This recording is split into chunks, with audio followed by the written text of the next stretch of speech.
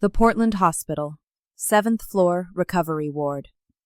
3 days before my brother-in-law's wedding, I had just collapsed from exhaustion. I still had the IV tube taped to my arm, a white gown draped just past my knees. The door burst open. "If you don't come tomorrow, don't ever return to this family." Her voice was cold as a blade. Amelia, my mother-in-law, stood framed in the doorway, the scent of classic perfume mixing sickeningly with the antiseptic. No one in the room breathed.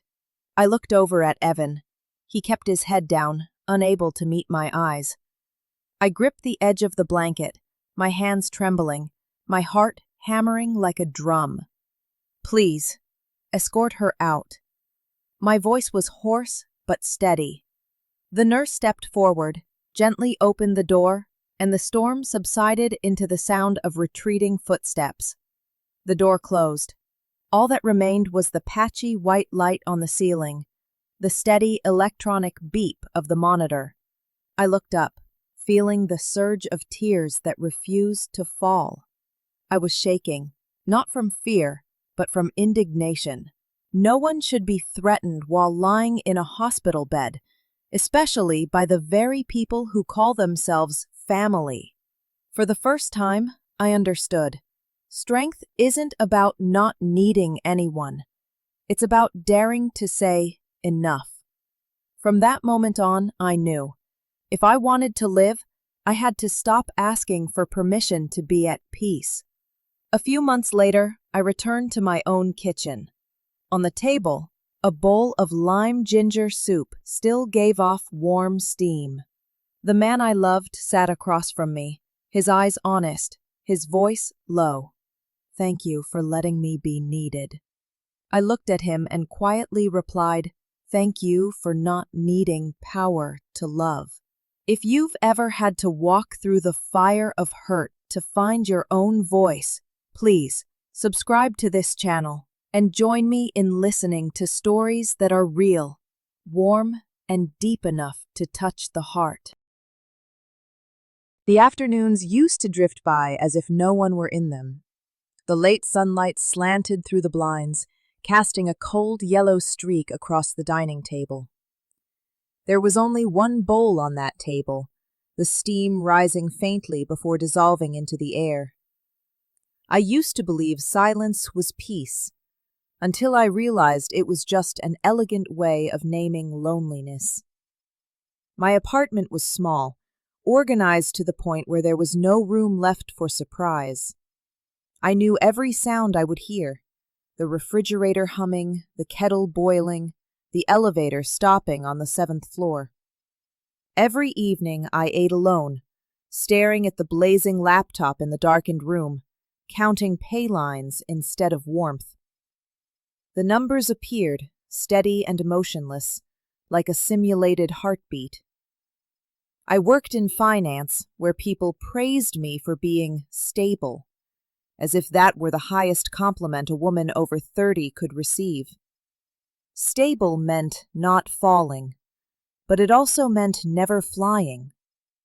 Sometimes I thought if I disappeared for a few days, no one would notice, except for the incomplete work. My friends joked, "the breathing Excel machine." I would just smile, raising my coffee cup as an admission of truth. They didn't know I truly was exactly that. I was good at organizing, good at planning, good at keeping distance, but I was not good at closeness. Every night I let the screen light reflect in the mirror, watching myself sit motionless, like a silhouette in an old photograph. The room was so meticulously neat it felt more like an exhibit than a living space. I used to think of it as control. Now I understood it was just fear. Occasionally I would turn on the hallway light, just so the apartment wasn't completely dark. The light would spill past the sheer curtain, painting my own shadow on the wall, holding a soup spoon, silent. The scene looked peaceful if viewed from outside the window, but inside, Every spoonful of soup that went down my throat left the aftertaste of cold steel and monotony. I always finished my portion, washed the bowl, wiped the table, turned off the light, and sat on the bed like someone completing a mandatory task. Once, I heard myself sigh and actually laughed, a sound, it turned out, that still existed. One night, when the clock struck midnight, I stood by the window, watching the scattered lights across the street. Somewhere, someone was laughing. Someone was calling out a name, but me? I only heard the air conditioner and the wind. I thought, maybe silence isn't peace.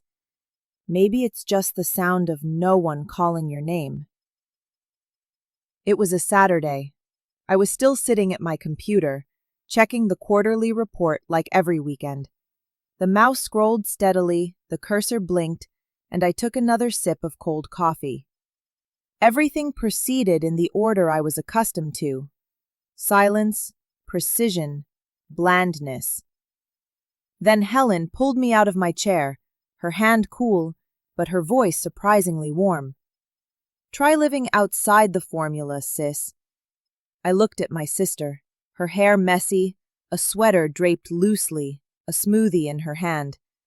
She was my complete opposite. Messy, loud, truly alive. I am living, I replied, a bit sharply. Helen laughed, the kind of laugh that knew exactly what I didn't want to admit. No, you're not. You're just operating. That phrase made me pause, my hand still hovering over the keyboard. Operating. The word echoed in my mind for days, like a machine hum that wouldn't turn off.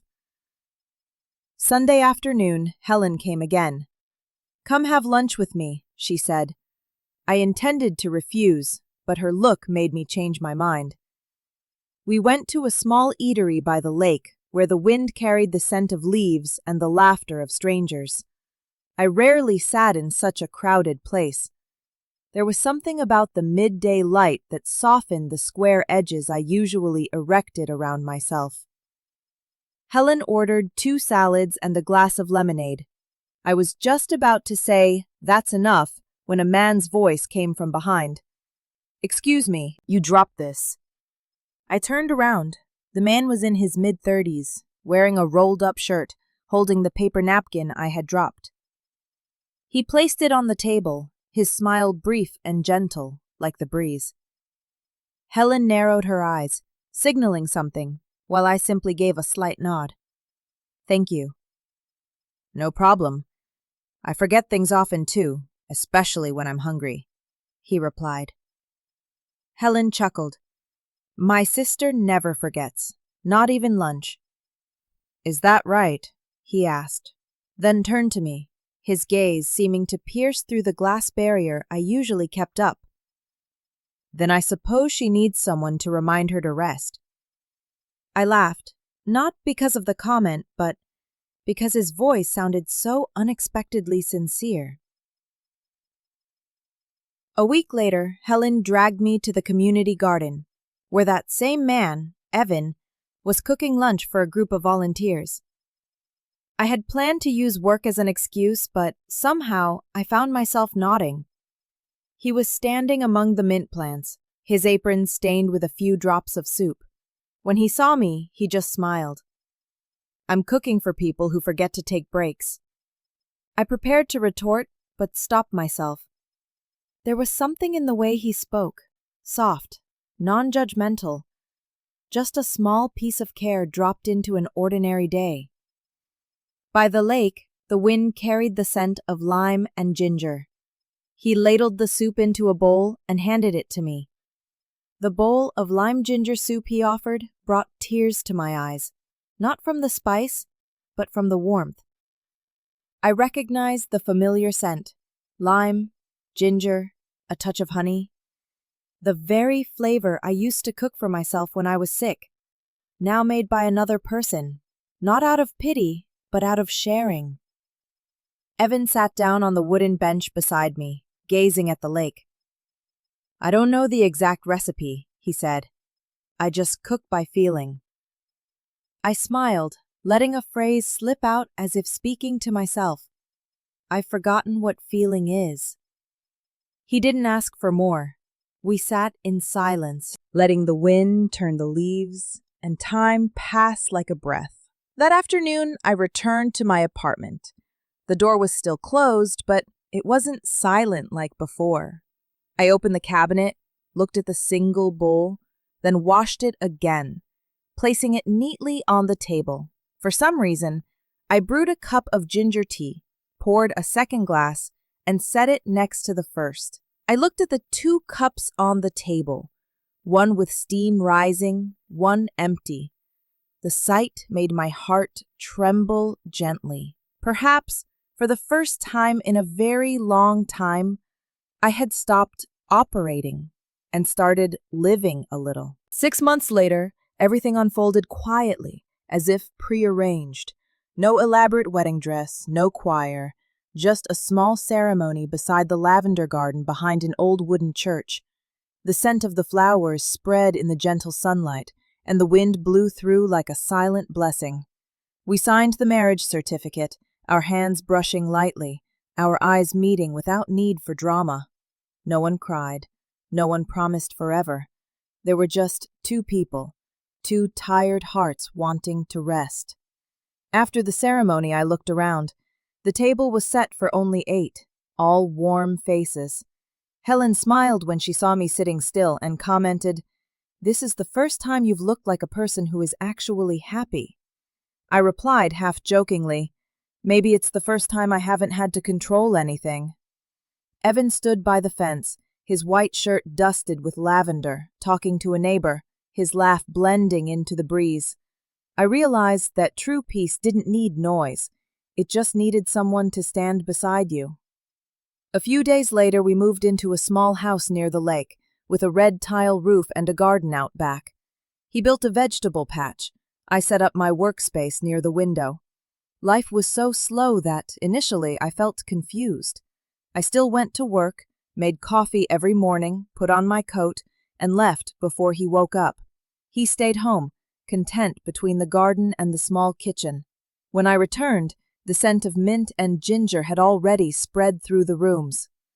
One evening I walked into the kitchen and saw him bent over the pot of soup, stirring steadily. The steam rose, fogging his glasses. "What are you doing?" I asked. He didn't look up, just said softly, "Dinner for the tired one." I smiled, leaning against the doorframe. He continued as if talking to himself, "I feel useful when I take care of the home." The sentence was simple, but it made me pause. At my workplace, a person's value was measured by productivity, by hours of overtime, by revenue. Here he spoke of usefulness as something soft and warm. I watched his hand stir the soup, his gaze peaceful. The yellow light shone down on his shoulders, sketching the silhouette of a man who wasn't trying to prove anything, just quietly tending to every slice of ginger, every bit of lime. The smell of the soup mixed with the scent of wood, spreading into the space between us. I sat down at the table, still clinging to the habit of checking my phone. But looking at the rising steam, I suddenly wanted to turn the screen off. Outside, the lake reflected the new moon. Inside, the small pot simmered gently, like the quiet heartbeat of a house just waking up. I said nothing, just gently reached out to take the bowl he placed in front of me. No one had taught me how to love like this, gently, without words, without a plan. And perhaps, in that moment, I understood. Sometimes, love begins with the smell of lime ginger soup, not with a vow. In the beginning, I still carried my old habits, coming home late, eating quickly, working late into the night. Everything in me was programmed that way. But then, one evening, when I opened the door, I saw Evan asleep at the table, the kitchen light still on, the pot of soup still warm. He had waited for me. On the table was a small note, the handwriting scrawled, Eat while it's warm. I sat down, eating spoonful by spoonful, and realized what I had missed in the long years before. From that day on, I started coming home earlier, 7 p.m., then 6:30 p.m., learning how to stop. At first, turning off the computer early made me anxious, as if I were running away from something. But when I stepped out of the office and saw the sunset painting the buildings gold, I understood. The world was still functioning even without my control. On my way home, I bought extra bread, a few bunches of herbs, and sometimes simply a small candle to light at dinner. The house began to find its own rhythm. Evan often said, "Cooking time is time to breathe." I asked, "Don't you feel it's wasted, spending the whole day in the kitchen?" He smiled. "If it nourishes you, then it's not wasted." His answer silenced me. Perhaps he understood what I had never said. I didn't know how to be loved. I only knew how to make others feel secure. Every evening when I walked in, the scent of lime and ginger wafted through the air. The light from the kitchen lamp, soft yellow, filtered through the doorframe, warm and gentle like a breath. I heard the spoon tapping the bowl, light as a heartbeat, steady and safe. That sound became the familiar rhythm of the house, like a wordless song between two people learning to live together without losing their individual selves. Once he asked, "Do you ever think that everything could break just because we forget to stop?" I answered honestly, I used to think stopping was weakness. He looked at me, his eyes non-judgmental, just a hint of sadness. "No, sometimes stopping is the way to start again." That sentence stayed with me all night, like the sound of water dripping outside the eaves. That evening, I carried the bowl of soup to the table, the steam swirling, curling together like thin smoke. I sat, looking at the bowl of soup in the center of the table, the heat hovering like a simple promise. Not a promise of the future or forever, but just a promise for this moment, that we would be fully present when the other person needed us. Evan poured more tea, placing his hand on the table. "We're getting there," he said, his smile light as the wind. I nodded, and for the first time in many years felt peace didn't come from success or control, but from being seen and letting someone see me. Late that night, I cleared the dishes, the kitchen lights still glowing. The house was quiet, but no longer empty. I heard the sound of leaves brushing against the window, the clock ticking slowly, and I felt my heart opening up. I placed my hand on the warm wooden table and told myself, this is the kind of love I used to fear. Simple, without barriers. Outside the porch, the wind blew gently. Inside, the scent of ginger and lime still lingered, as if to remind me that sometimes happiness doesn't rush in. It just sits down with us in silence during a meal that hasn't yet gone cold. That afternoon, a light drizzle began to fall, the first drops hitting the eaves, thin as needles. I was slicing ginger when I heard the knock, 3 crisp, decisive taps with no pause for waiting. Evan looked up, his face tightening slightly. Before I could ask, Amelia walked in like a gust of wind carrying the scent of authority and old perfume. She didn't need an invitation. The door opened, her umbrella neatly folded, and her high heels clicked on the wooden floor like the pacing rhythm of someone accustomed to giving orders. I managed to quickly wipe my hands. "Hello, Mother." She glanced around the kitchen, across the table, her look sharp and cold as a polished knife. "The house, it looks acceptable," she said, her tone a mix of compliment and condescension. Evan walked toward her, his voice gentle. "You didn't call ahead, we could have prepared something. No need. I prefer to see things exactly as they are." I realized she hadn't just come to visit, she had come to inspect. That evening, I cooked lime ginger soup, Evan's favorite. Amelia sat at the head of the table, her posture straight, her smile faint. When Evan brought the bowls of soup out, she raised an eyebrow slightly. Then her voice cut through the air, rigid as a glass clinking against the table. "What kind of wife lets her husband wash the dishes?" I flinched. The sentence hung in the air, cold and thin. Her smile was like a fine knife. It didn't draw blood, but it left a stinging mark. Evan set the bowl down, trying to stay calm. "I cooked, Mother. I like to." "Like?" she repeated, emphasizing the word as if tasting something unpleasant. "Back in my day, men only cooked when their wives were ill." I pressed my lips together, ready to reply, but Evan squeezed my hand under the table. The gesture was small, but I felt his entire hand turn cold and tremble. I forced a smile, trying to cover the awkwardness. "Things are different now, Mother." She tilted her head, her eyes gleaming in the lamplight. "Different, but better?" A long silence fell over the room. Outside, the rain continued to fall steadily, tapping against the window pane. The soup steam rose in the middle of the table, the scent of ginger warm yet heavy. I looked at Evan. He was looking down, as if he feared her gaze would shrink him back into the 10-year-old boy he once was. I understood. His trembling wasn't just from the cold. It was the old fear, nurtured by years of silence. I sat still, feeling both like a guest and a defendant in my own kitchen. Amelia picked up her spoon, stirred lightly, then gave a soft sigh. "The soup is good, but I'm sure it's the recipe I taught him as a boy." I felt my heart contract slightly. A compliment, wrapped in a layer of control. The yellow kitchen light shone on her face, beautiful, rigid, and ultimately solitary. I suddenly realized, power, sometimes, is also a form of fear, only it knows how to dress up. The air in the kitchen grew thick, as if the steam in the soup pot had nowhere left to escape. Evan sat up straighter, his voice low but clear. "Mother, sharing household chores is normal now." I looked at him, partly surprised, partly sympathetic. He wasn't accustomed to confrontation, especially with his mother. His voice trembled slightly, like a wire strained between two generations.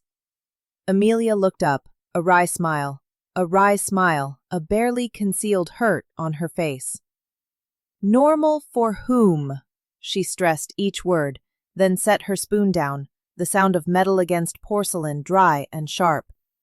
"You call it sharing. I call it giving up." Evan fell silent, his hands clasped together.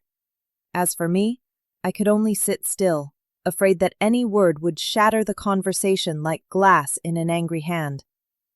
She tilted her head, looking towards the stove, where the pot of lime ginger soup was still keeping warm. "Back then," she said, her voice tinged with pride, "I cooked him meatloaf. He'd eat 2 bowls and say it was the best food in the world." She turned to me, her gaze both sweet and sharp. "Now he eats vegetable soup. No meat, no substance. Is this your recipe?" I swallowed gently. "This dish is lighter, better for the stomach. Evan likes." She cut me off. "Likes? Or just endures?" The sentence was like a small knife plunged into the air. I heard my own heartbeat, each beat slightly off from the clock on the wall. Evan glanced at me, then looked down. He didn't react, just breathed slowly, struggling to maintain composure. And I, watching the soup steam dissipate, felt my heart growing colder. The yellow kitchen light now looked like old powder dusted over the objects. I saw my hands resting on the table, motionless, not from fear, but from exhaustion. People say happiness sometimes comes from sharing a meal, but few mention that the same meal can also be a battlefield. I wanted to say something, but my throat felt constricted. Amelia twisted her old wedding ring on her finger, the silver flashing in the light. "My son used to know who he was, until someone told him he had to be different." Evan closed his eyes, replying softly, "Mother, I'm still me."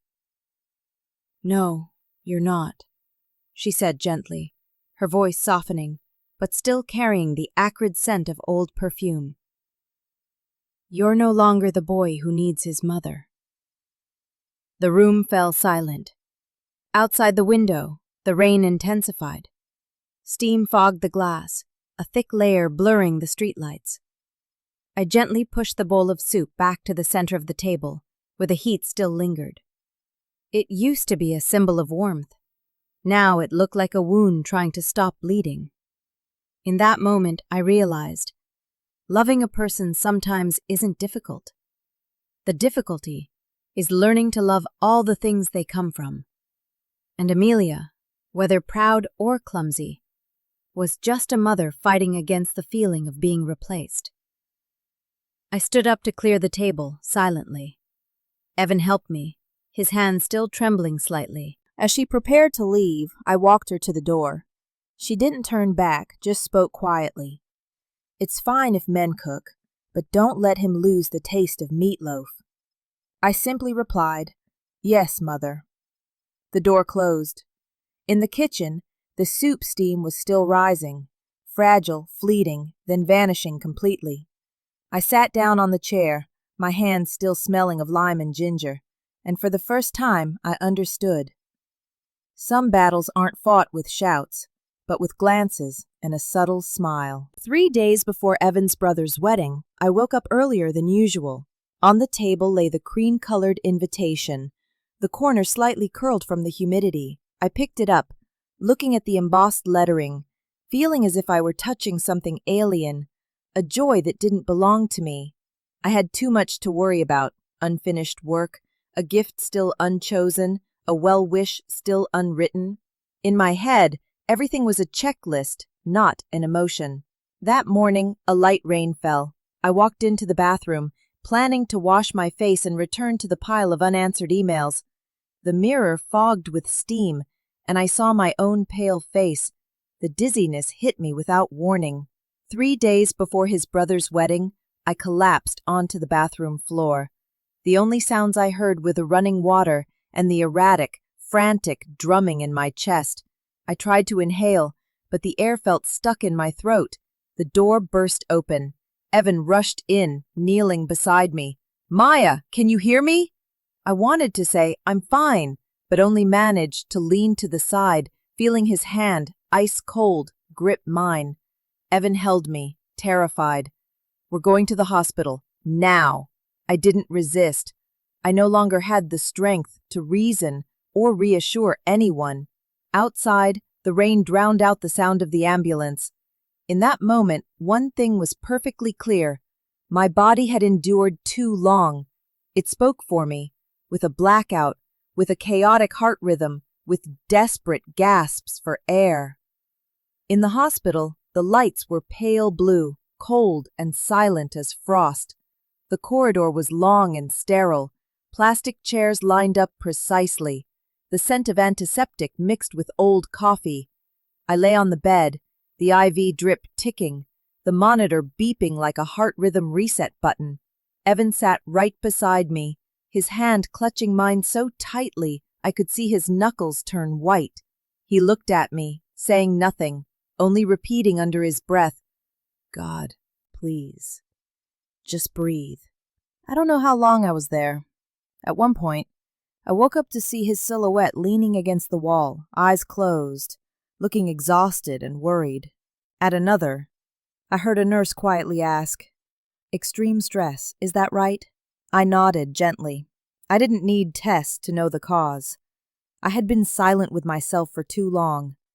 Every beep of the machine sounded like a reminder that everything I tried to suppress would eventually find a way out, not through tears, but through the body itself. Outside the window frame, the rain had stopped. The first light of day streamed in, glass blue, cold and clear. I turned to look at Evan, seeing him still holding my hand, his eyes red. For the first time, I saw his fear. Not fear of losing face, but fear of losing me. I spoke softly, my voice weak. I just need sleep. He shook his head. No, you need rest. Real rest. Then he leaned down, kissing my forehead, trembling as if afraid even that touch might make me vanish. In the steady beeping of the machine, I closed my eyes. Somewhere inside my body, something was cracking open, not painful, just tired. But at the same time, I let out a truly deep breath and understood. Perhaps this was the first time I allowed myself to break down without feeling guilty. The beeping continued, soft as a distant count. The room door opened, a doctor's footsteps echoing lightly on the tile floor. A middle-aged woman, slender, hair tied neatly back, approached the bed. Her name tag read, Dr. Lynn Moore. Her voice was deep and warm, with a tone that made the listener want to breathe slower. She read a few lines on the chart, then looked at me. "There are no serious physical injuries," she said, "but your body is crying for help." I offered a faint smile, my voice hoarse. I was just a bit overwhelmed. "It's normal, isn't it?" She placed her hand on the bedside rail, her gaze gentle but firm. "Stress is a real injury." I looked up. "An injury?" "Yes, the difference is it doesn't bleed, so you easily pretend it doesn't exist. But if left untreated, it still kills your emotions, your memory, and your courage." Her words silenced me. I looked at my hands, the veins standing out faintly blue under the light. Perhaps I had been living like someone trying to hold the entire world together with two hands, and when exhausted, all that was left was a body that knew how to scream for me. Evan sat by my side, looking at the doctor, then at me. "Does she need to stay?" "At least a few days," Dr. Lynn said, "to give the body time and to let the mind know it is finally being listened to." When she left, the room returned to silence. Evan held my hand, his fingertips trembling slightly. I saw something in his eyes that was both fear and gratitude. Fear because he almost lost me, gratitude because perhaps this would finally force us both to stop. He leaned down and kissed my forehead. "I'll tell them. You just breathe." I knew he was talking about the wedding, about his family, about the looks that would demand to know, why didn't she come? I wanted to object, to say I was fine, that I could go. But my body, as if obeying the doctor, only let out a long, weary, yet relieved sigh. The light in the room softened, casting faint blue patches on the wall like water. I turned my face to the side, looking at my blurry reflection in the glass door. The face was unfamiliar, but something was softening, like ice melting on a spring lake. I thought of Dr. Lynn and the way she talked about the bloodless wound. Perhaps modern life is a series of nameless pains. The only difference is who we choose to recognize it with. I closed my eyes, thinking, how strange. Only in pain was I allowed to rest. Outside, the rain had stopped. In the corridor, someone laughed softly, the sound of a trolley rolling away. In a half-sleep, half-wake dream, I saw myself standing in the lavender garden, the wind gently blowing through my hair. Evan walked toward me, saying nothing, just holding my hand. No more beeping machines, no more blue lights, just breath, steady, deep, real. I wanted to stay in that moment a little longer, where the pain was no longer an enemy, but a reminder that I was still alive. The Portland sky that day was gloomy, gray clouds pressing against the hospital windows. I lay motionless, the IV drip ticking steadily, having lost track of whether it was morning or afternoon. The cold neon light reflected my pale face on the white tile floor. The room was silent, until the door was thrown open, the sound of wind and high heels echoing in the sick room. I turned my head. Framed in the doorway was Amelia, wearing her charcoal gray wool coat, the collar high, her face expressionless. She took in the room in a single sweep, then walked straight toward the bed, without knocking, without greeting. Before I could speak, her voice rang out, low, cold, and clean-cut as a knife scraping porcelain. "If you don't attend tomorrow, don't ever return to this family." I didn't immediately understand. Every sound in my head seemed to freeze. Attend, Where? I asked, my voice hoarse from days on the drip. Evan's brother's wedding, she said, her eyes locked on mine. The entire family will be there, and you are his wife. People will be looking at how this family manages its daughter-in-law. I looked up at the ceiling, then down at my hand, the IV needle still fixed to my wrist. My body wasn't strong enough to sit up, but she stood there, spine straight, not yielding an inch for me to breathe. I tried to speak slowly. The doctor said I need a few days of rest. I don't need to hear it. A woman who is weak has already lost, she cut me off. Evan is still young. He doesn't know what's right. I came to remind you. I felt my shoulders slump, not from fear, but from exhaustion. In the blur of the medication, her every word landed on my head like cold stone. I suddenly thought, some people believe that love is the right to control others. She took another step closer, her voice quiet but harsh. I warned you from the start. Our family doesn't need the type of woman who ends up in the hospital merely because of stress. I looked at her, my gaze meeting the bright eyes of someone who had won too many times to remember what it felt like to lose. A sharp chill ran down my spine. I pressed the nurse call button, my hand trembling slightly, but keeping my voice level. Please escort her out. She froze, then gave a faint smile. You dare dismiss me? I didn't answer. The red light flashed. A young nurse hurried in, slightly breathless. I heard my own voice, light as mist. I need silence. Amelia clenched her purse strap. For a fleeting moment, I saw a crack in her eyes, not anger, but shock. You think you're strong because you dared to say no? She asked, her voice shaking from suppression. I didn't reply. Outside, a loudspeaker announced another patient's name, the voice monotone. In that world, she and I were just two women standing at opposite ends of the same fear, the fear of being forgotten. The nurse politely but firmly ushered her out. The door closed, the sound of high heels fading down the long corridor. I leaned my head back onto the pillow, taking a deep breath. The room returned to silence. The heart monitor beat steadily, an attestament that I was still here, still breathing, still entitled to choose my own peace. The door had just closed, its sound lingering in my heart, a faint click that felt as long as a cut.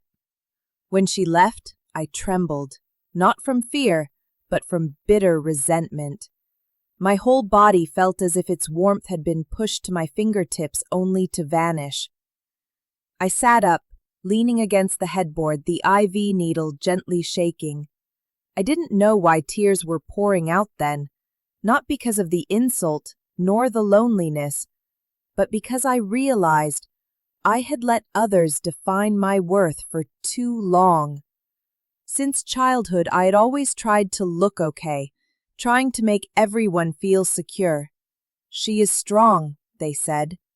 That phrase sounded like a compliment, but sometimes it was a gilded cage.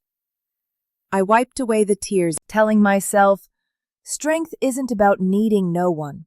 It's about daring to say that I hurt. The sentence came out like a choked breath. I didn't write it down or send it to anyone. I only said it to myself, like a small prayer in the cold white room.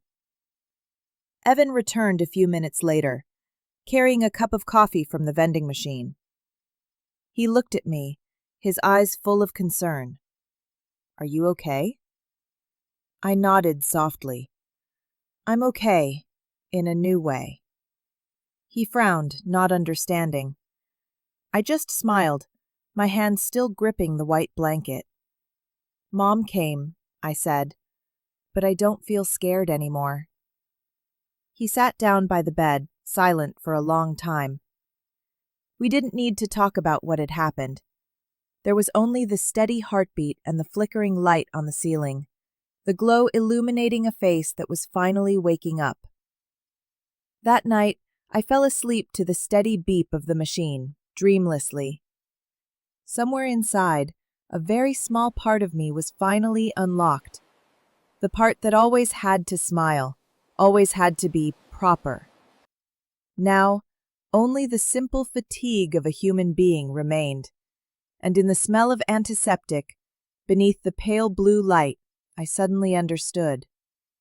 Sometimes, it's only when the body collapses that the soul gets a chance to stand up. I returned home on a cold afternoon, just as the sun was setting behind the pine trees.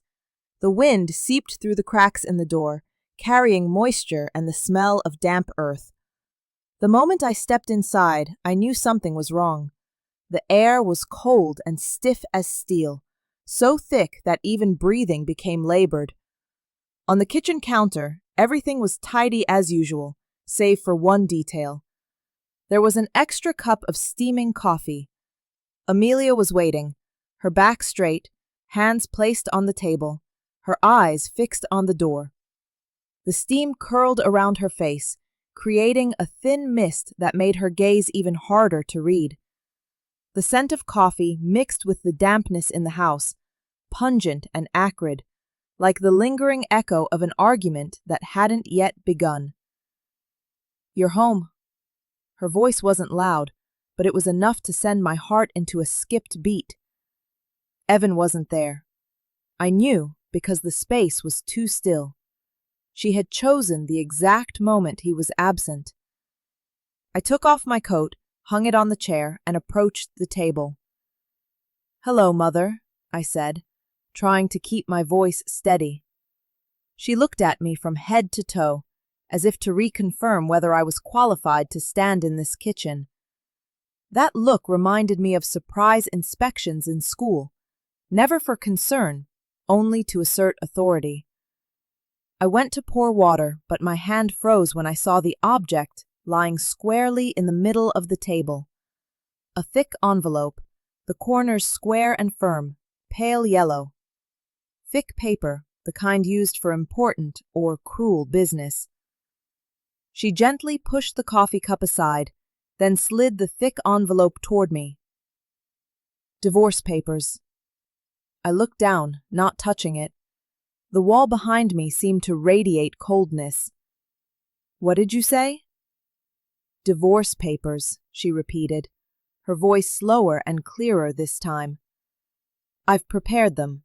All you have to do is sign." I stood still, my heart pounding so hard I could hear it in my ears. "Why?" "Because you are unsuitable. Because you've made him weak. Because since he married you, my son is no longer himself." She didn't raise her voice, but every word fell like a hammer striking metal. I forced myself to breathe slowly, searching for some warmth in the room. "You came here," I said softly, "to end a marriage you didn't start?" She pressed her lips together. "I came to keep a promise. If you didn't attend the wedding, don't come back. I wasn't joking." I looked at the envelope, at the coffee steam that had cooled, and then looked up. The eyes of two women met like freshly sharpened blades. Outside, the wind blew across the porch, the sound of dry branches scraping the tile roof. In that kitchen, only the breaths of two people remained, one cold, the other trying to maintain composure. I didn't open the envelope. I just pushed it back to its original spot, my voice low but clear. "This is my home, not a courthouse." She gave a small smirk, the smile not reaching her eyes. "We'll see what it is after tomorrow."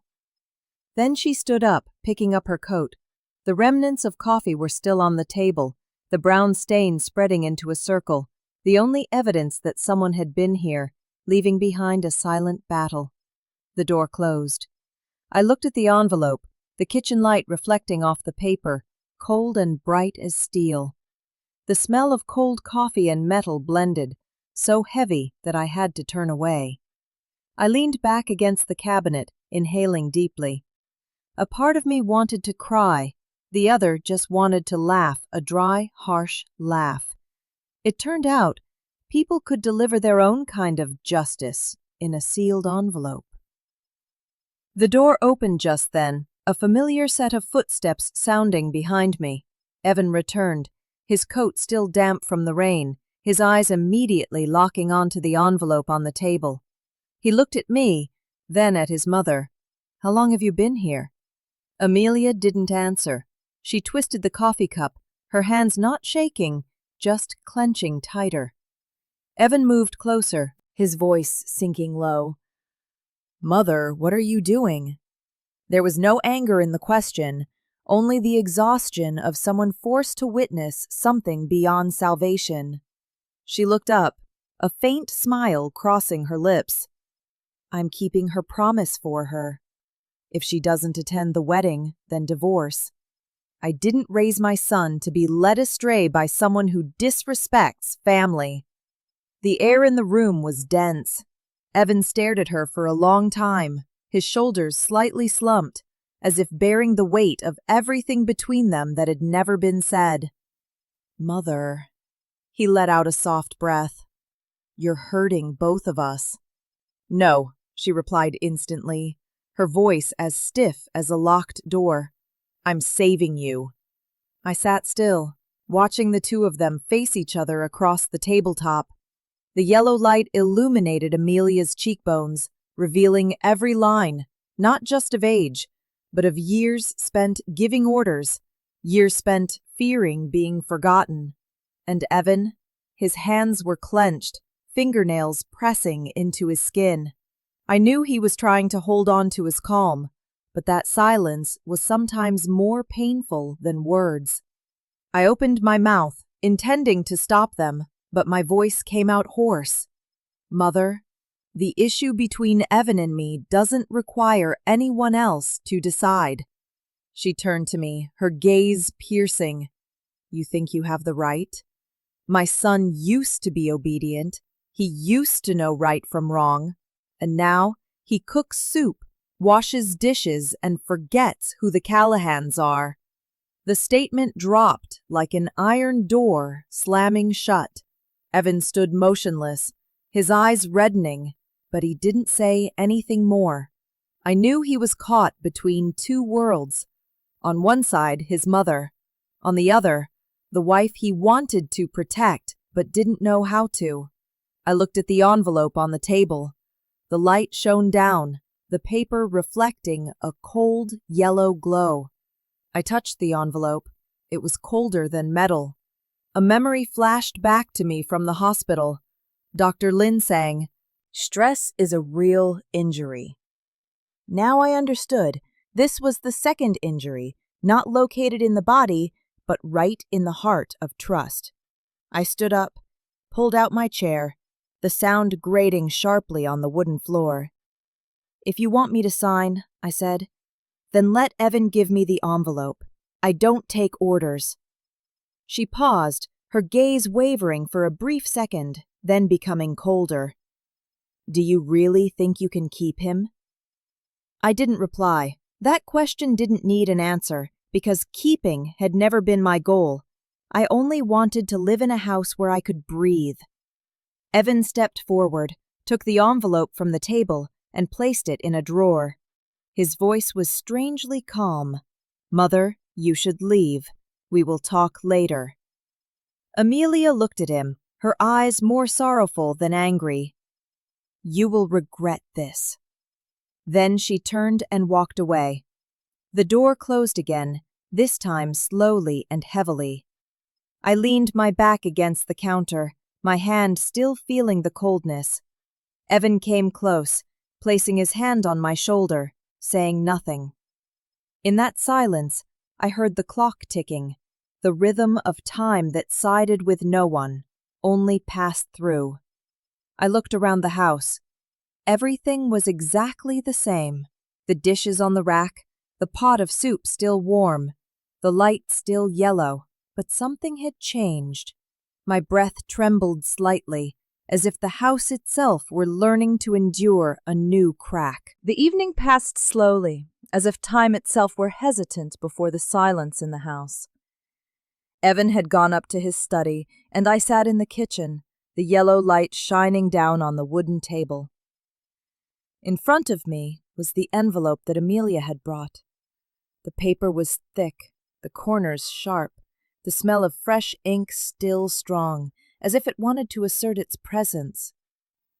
I looked at it for a long moment, then reached out and tore it open. The paper made a dry, sharp sound.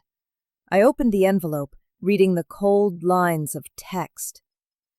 Typewritten words, the spacing between the lines too perfect, as if there was no room for emotion to intrude.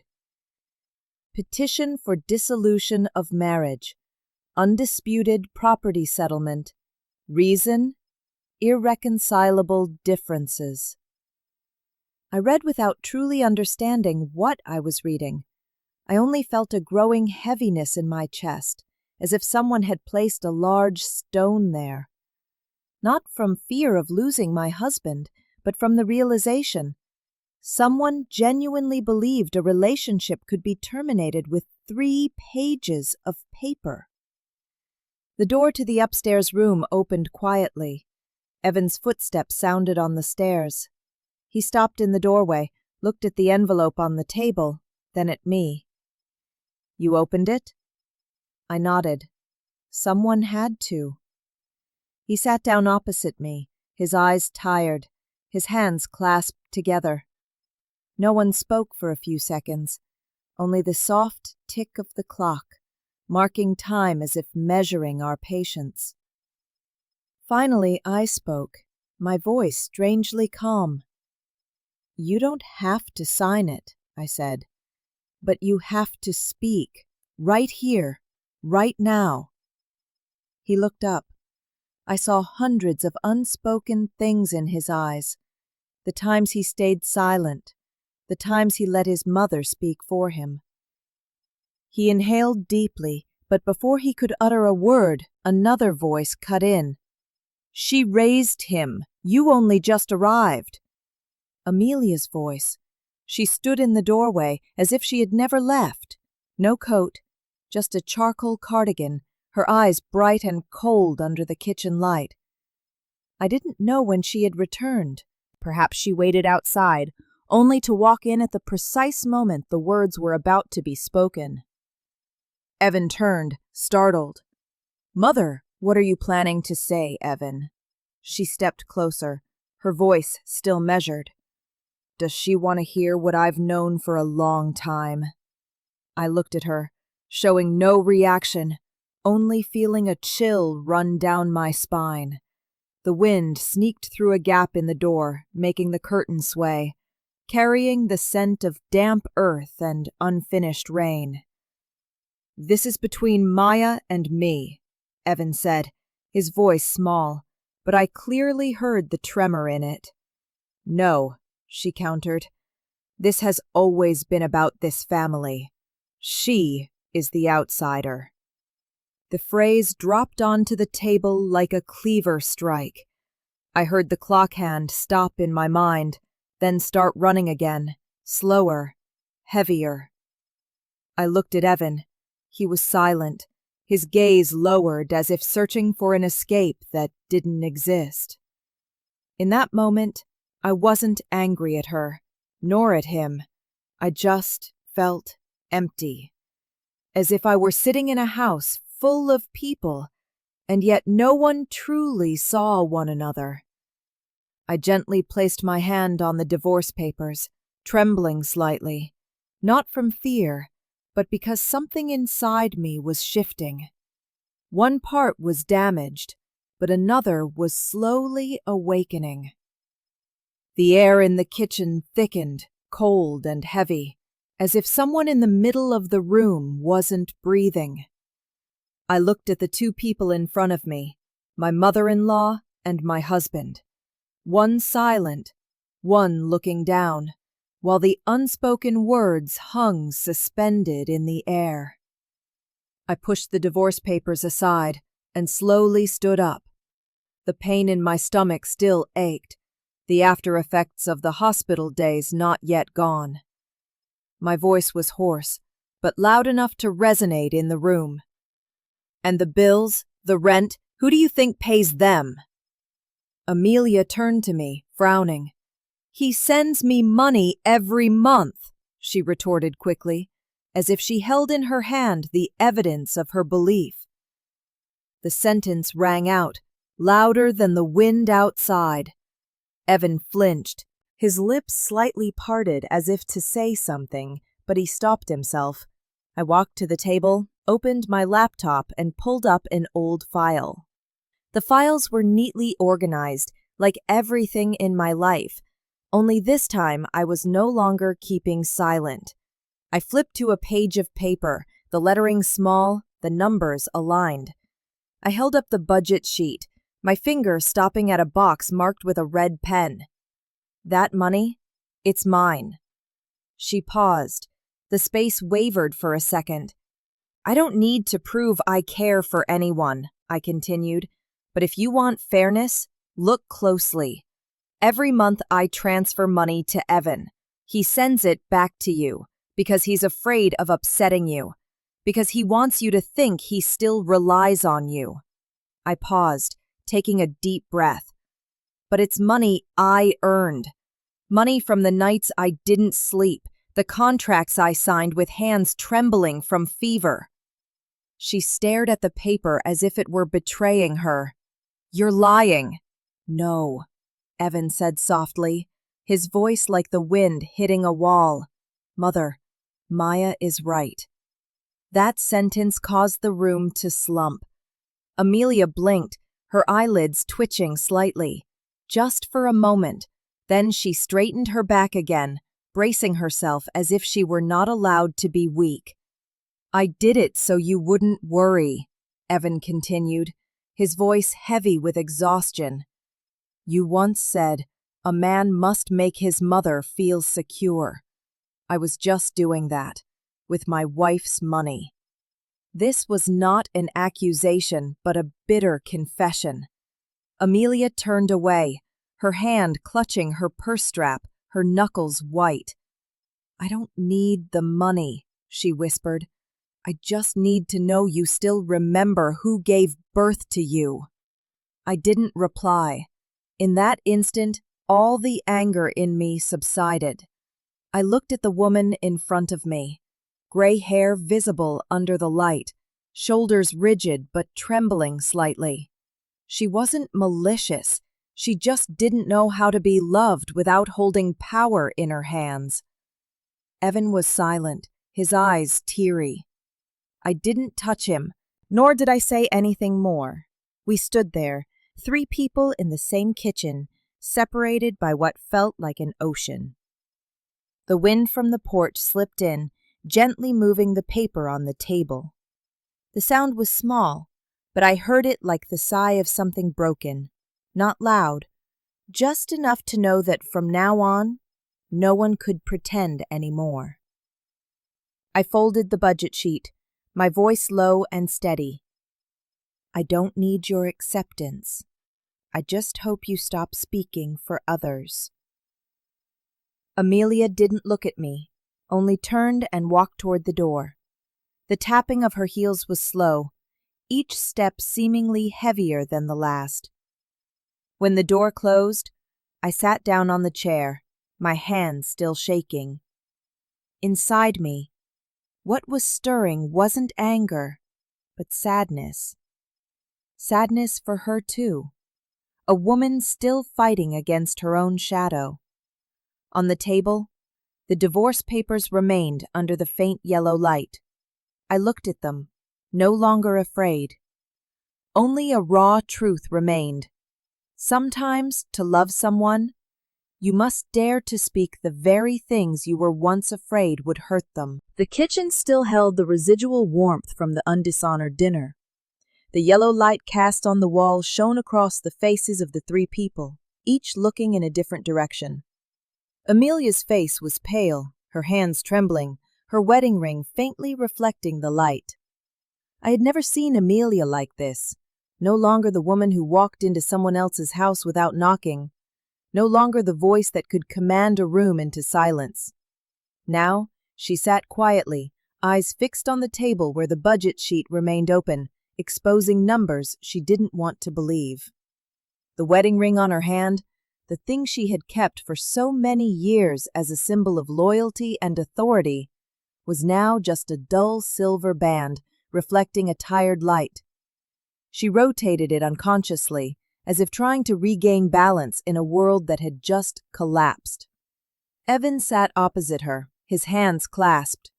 He looked neither at me nor his mother. Only his voice was small, weary, and honest. "I just didn't want you to be embarrassed." A soft sentence, but enough to shatter the silence. I saw Amelia's shoulder twitch slightly. She looked up, her gaze mixed with pride and hurt. "Embarrassed?" she repeated, her voice shaking. "You think I care about that more than I care about you?" Evan nodded gently, neither refuting nor explaining. "I know you're afraid of losing face. I was just trying to keep you from feeling left behind." That sentence stunned her into silence. I could clearly see her breath become shallow, her hands clasped together, rotating the ring one more time. Between the stretches of silence, the room seemed to only hear the faint clink of a spoon hitting the ceramic bowl on the table, a sound so small that without attention, one might mistake it for a sigh. I stood up, poured a glass of water, and placed it in front of her. "Drink this, Mother. It's still warm." She didn't touch it. Her gaze remained lowered, avoiding everything. I took a slow, deep breath, then I spoke softly. My voice carried no anger, only the weariness of someone who had navigated enough hurt not to need to raise her voice anymore. I never needed anyone's gratitude. I only asked for kindness. She looked up. Something flickered across her eyes, not hatred nor contempt, closer to bewilderment. "What do you mean by that? I don't want anyone to feel indebted because I stayed.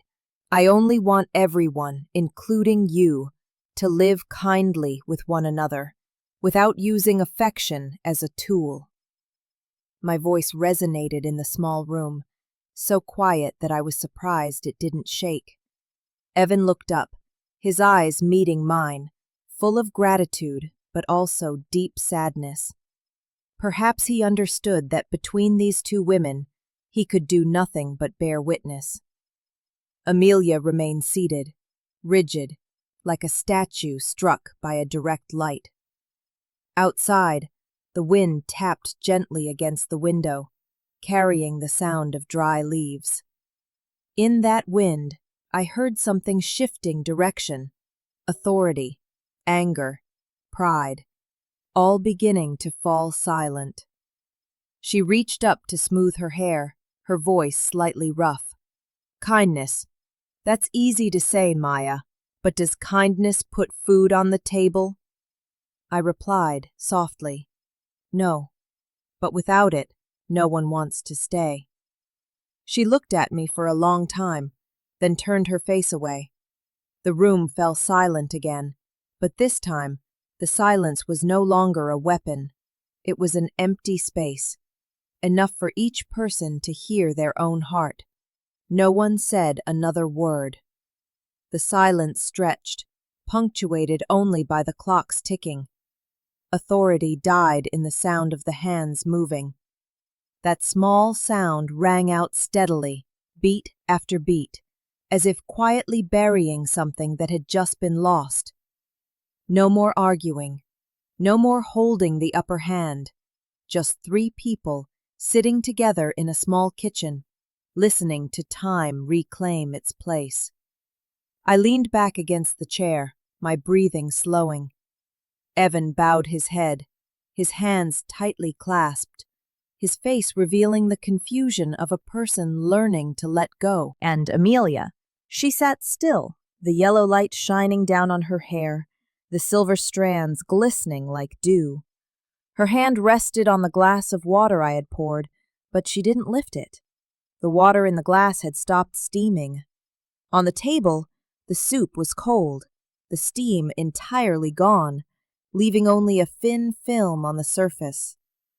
She looked at the cold soup on the table, her eyes teary but not daring to cry. Her gaze rested there for a long time, as if looking back at something distant. Another kitchen, a husband she had lost, a son who used to sit beside her when he was small. I suddenly realized that perhaps, within the knives hidden in her words, a trace of fear still lingered. The fear of being forgotten, of being replaced, of growing old when the world no longer needed her. She turned to me, her voice small, raspy. When he was little, whenever he was sad, he would ask me to cook meatloaf. He said, just the smell made it feel like home. Now, she trailed off, pressing her lips together. Tears welled up in the corners of her eyes, glittering and then quickly disappearing as if she feared being exposed. I didn't interrupt. Any words of comfort would be clumsy now. Only silence was kind enough. I looked at her for a very long time, and for the first time I saw an old woman, not an enemy. The light illuminated every wrinkle around her eyes, not the marks of power, but of the fear of no longer being needed. She had lived her whole life to be the one who was right, the one who was strong, the one everyone had to listen to. But now, in this small kitchen, none of that mattered. Evan quietly stood up, took a tissue, and placed it in front of her. His hand gently touched his mother's arm, just for a second, but it was enough for me to hear a faint crack, not of defiance, but of the ice between them beginning to melt. I'm not trying to defy you, Evan said softly. I just want to live my own way, the same way you chose yours. Amelia didn't reply. She clutched the tissue, hiding her tears in it, then took a deep breath, trying to regain her normal voice. Well, eat. The soup is cold. Her voice was choked, but I recognized in that sentence, for the first time, no command, only a trace of sorrow. I gently pushed the bowl toward her. You eat it. It still has the ginger flavor. She nodded, but didn't pick up the spoon. Her hands rested on the table, trembling slightly, as if learning how to grasp something she had let go of for too long. The wind outside blew again, swaying the curtain. Light fell onto the floor, shone across the table, then faded away. In the steady ticking rhythm of the clock, I heard something change inside my own heart, not forgiveness, but understanding. People often think the end of a battle is when there is a winner and a loser, but truly, it ends when no one has the strength to prove anything anymore. When each person is willing to look back at themselves, raw, vulnerable, and a little more human. I cleared the table, the soup bowl left in its original place. Evan walked his mother to the door, saying nothing. When the door closed, the house returned to silence, but no longer heavy. I sat down, listening to the steady clock. Authority had fallen silent, and in that pause, I knew I had crossed a new threshold, where inner strength was no longer a shield, but the ability to see the fear in others without hatred. The next morning, the Portland sky was hazy, weak light filtering through the curtains, illuminating the kitchen floor where the dishes from the night before still sat unwashed. The air still carried the scent of ginger from the soup, a slight, warm spiciness, but now only a reminder of exhaustion. I sat at the table, my work notebook open but unread. Evan stood by the window, his hands in his coat pockets, looking out at the small garden where the mist covered the silvery-leafed plants. He was silent for a very long time, as if trying to rearrange something that had just shattered in his mind. The door opened quietly.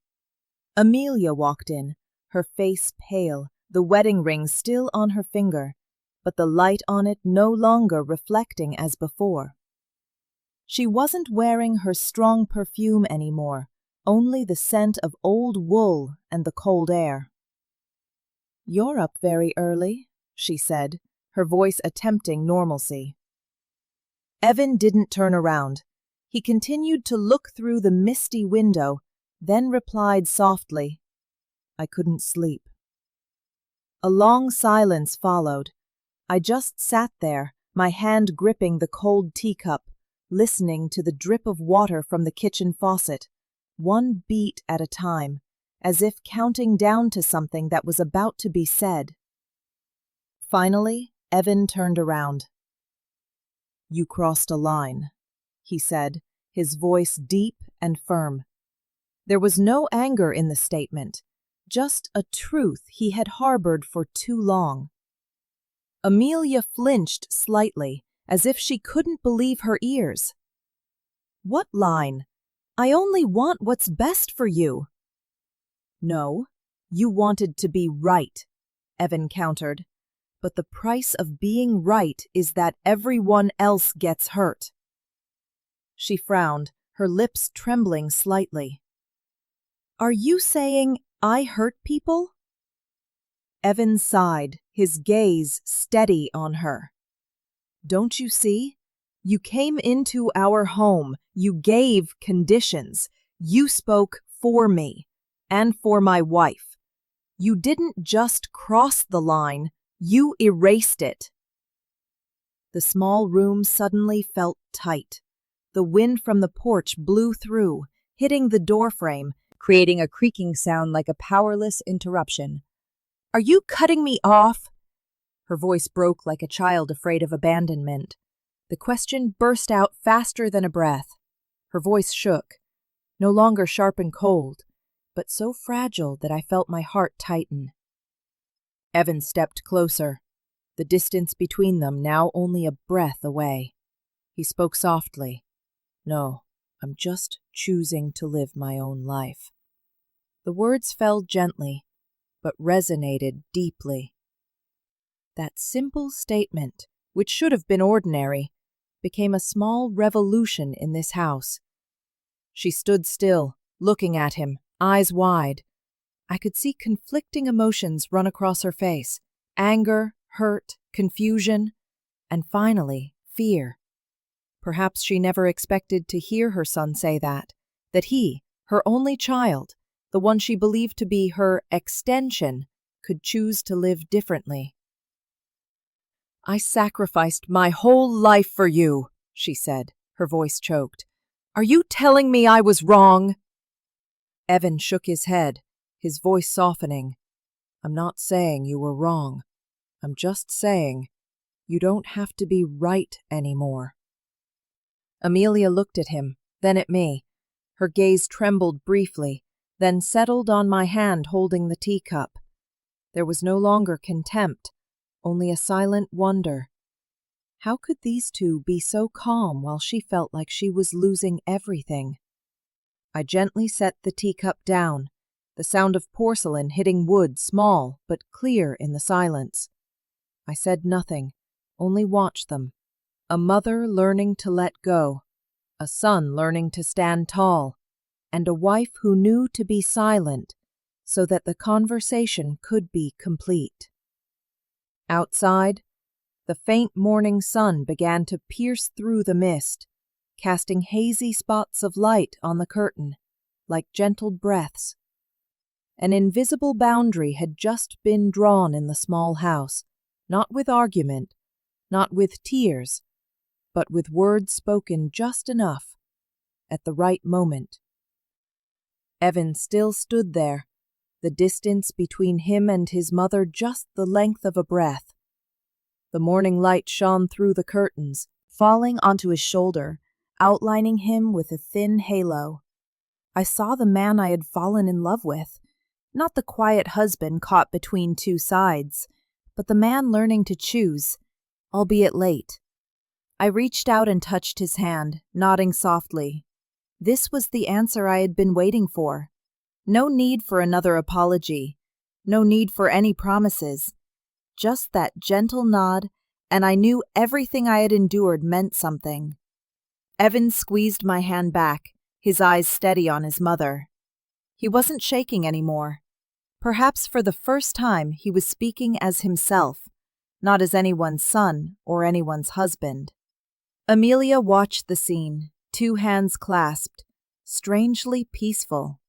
The light reflected on her face, and I realized that in her eyes, authority was cracking like fractured glass.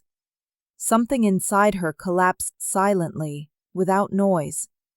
I saw it in the way she looked up and then down, in the sigh that couldn't quite escape. She took a step back, her voice husky. All my life, I only wanted to hold on to you. Now I have to stand here and watch you leave. Evan replied softly, I'm not leaving, Mother. I just don't want to live in fear anymore. She gave a faint, twisted smile. Fear? Me? Am I afraid? Yes, I said softly. Everyone is afraid. You just hid it better than us. She turned to me, her eyes hardening.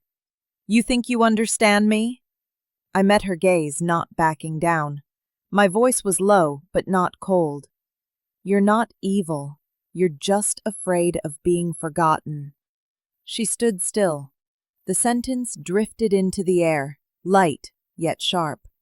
I didn't intend to hurt her, only to state what I felt, and I saw, in her eyes, anger flashed briefly, then died out.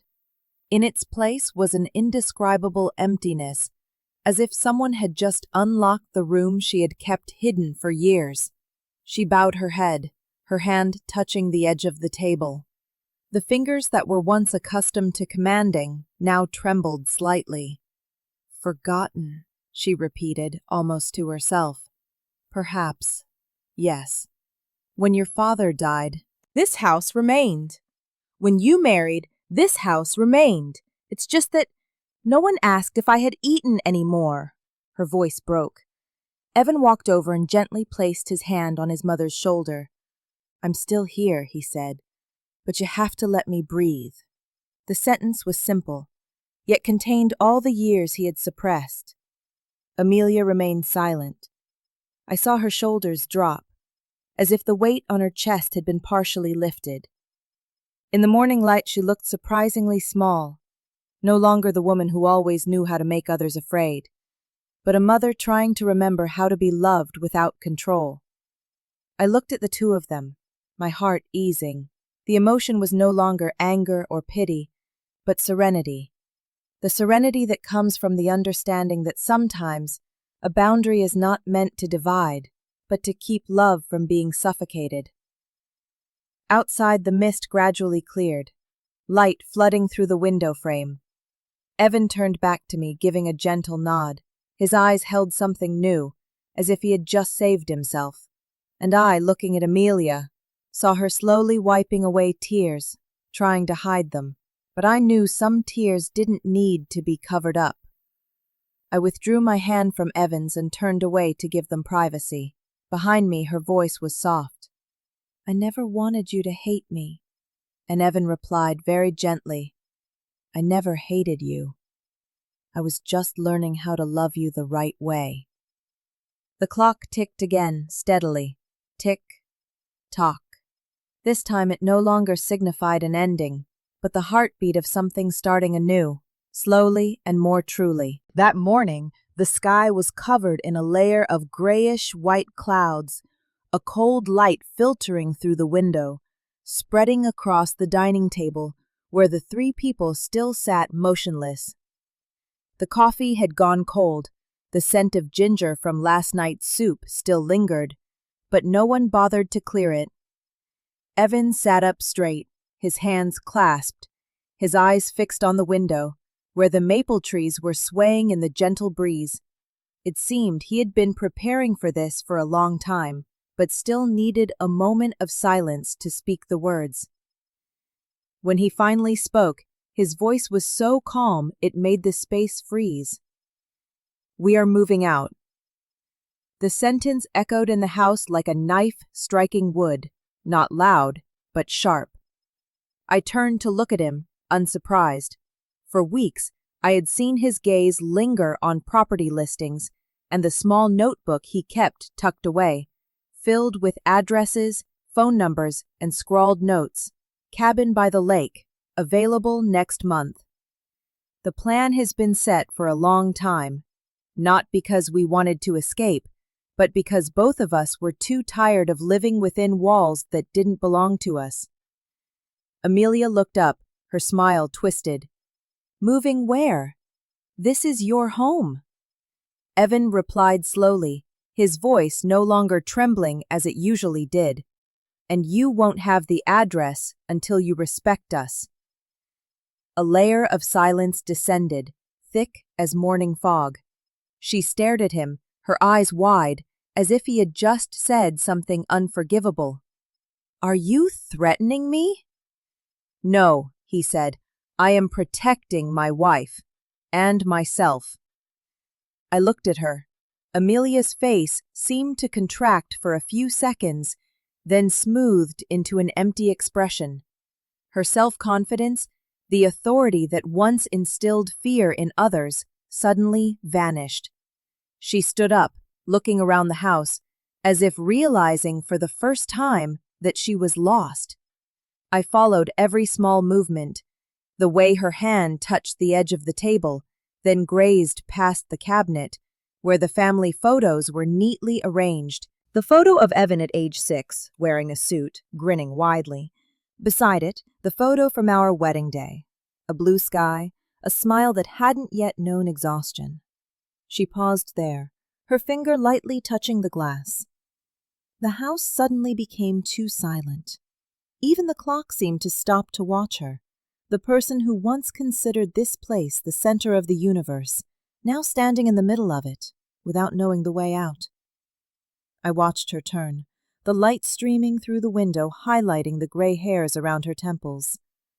She sighed softly, but the sound didn't escape her lips. Do you think I don't understand? She said, her voice breaking. I know. I pushed too hard. But I was just afraid that one day you wouldn't come back. Evan replied, his voice gentler. You are making that come true. The statement was not an accusation, but a sobering chime. She bowed her head, looking down at her hands, then gave a slight shake. I saw her finger brush against her wedding ring, metal against metal, a small, painful sound. I didn't interfere. I knew this was their dialogue, mother and son, between a generation that didn't know how to let go and a generation that didn't want to live in repetition. Evan watched his mother silently, and I just sat there, my hand gripping the cold teacup.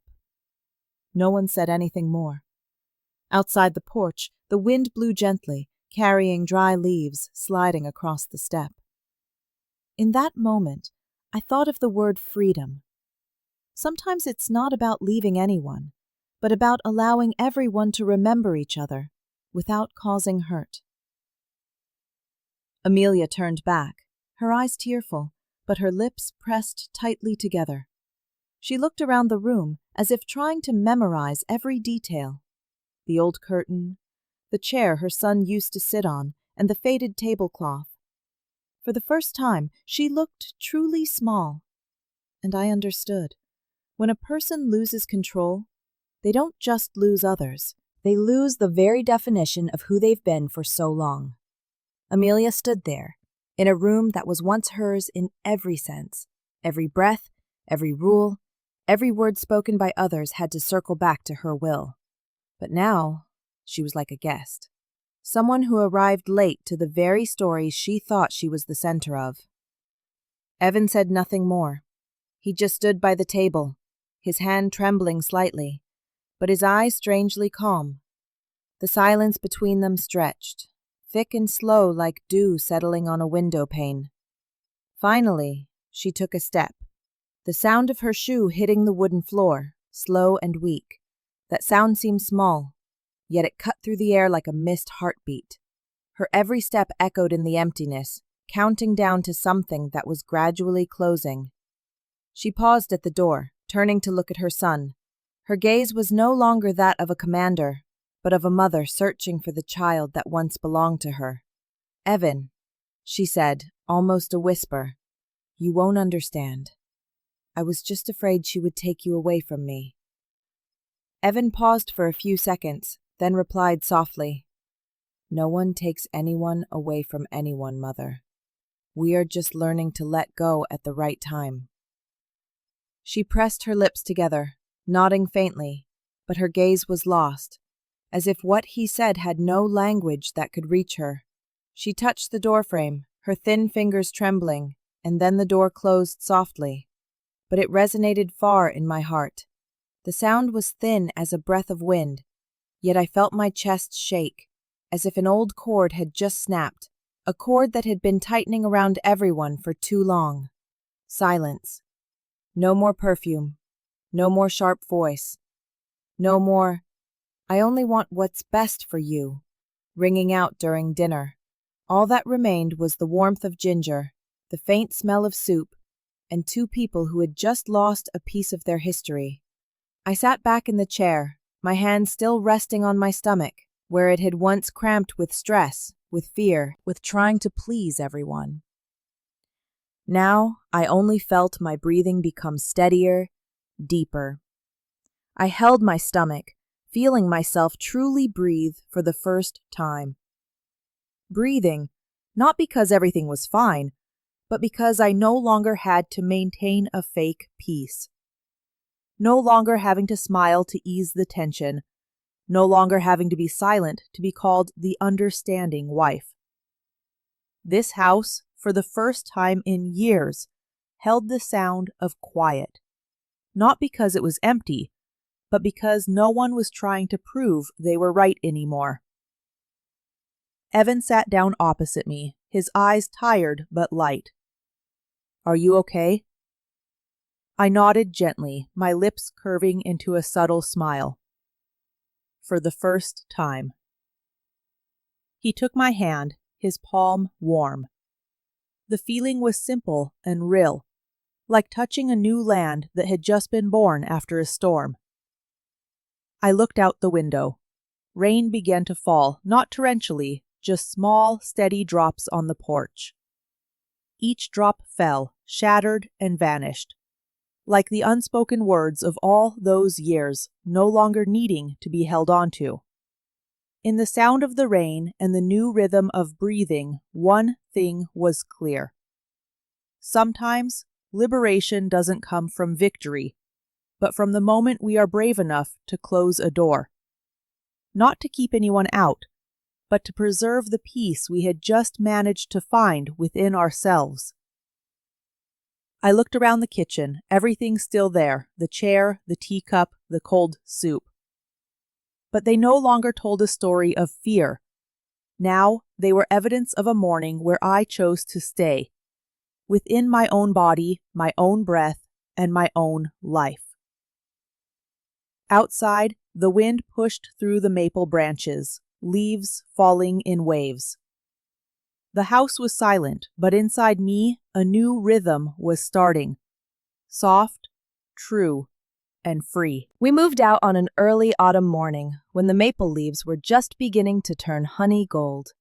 The small moving truck pulled up alongside the winding road by the lake, and the mist rising from the water seeped into the air, soft and clear as the breath of a new morning.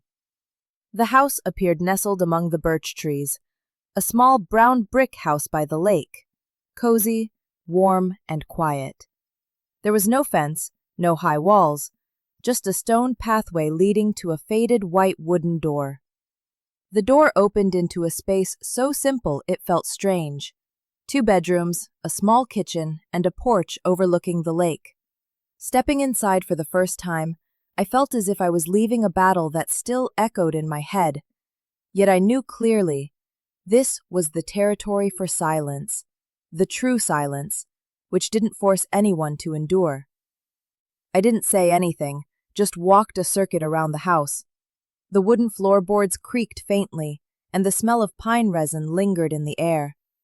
Every door I opened sounded like a heartbeat, carrying no commands, no musts or shoulds. I placed my old ceramic mug on the kitchen counter. It had a small crack on the side, but I didn't replace it. I wanted to bring that crack with me, as a witness to the days I once believed strength meant never being allowed to be weak. The first morning here, the sun rose late.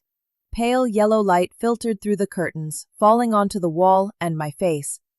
There was no traffic noise, no sound of arguments, only the steady drip of coffee and the birds outside the porch. Small, even, tranquil sounds, like a piece of music meant only for two. Evan left the house early, carrying gardening gloves and a small shovel. I followed him to the backyard. The grass was knee-high, the morning dew clinging to my clothes, cold yet pleasant. He planted small cuttings bought from the town's garden store into the soil.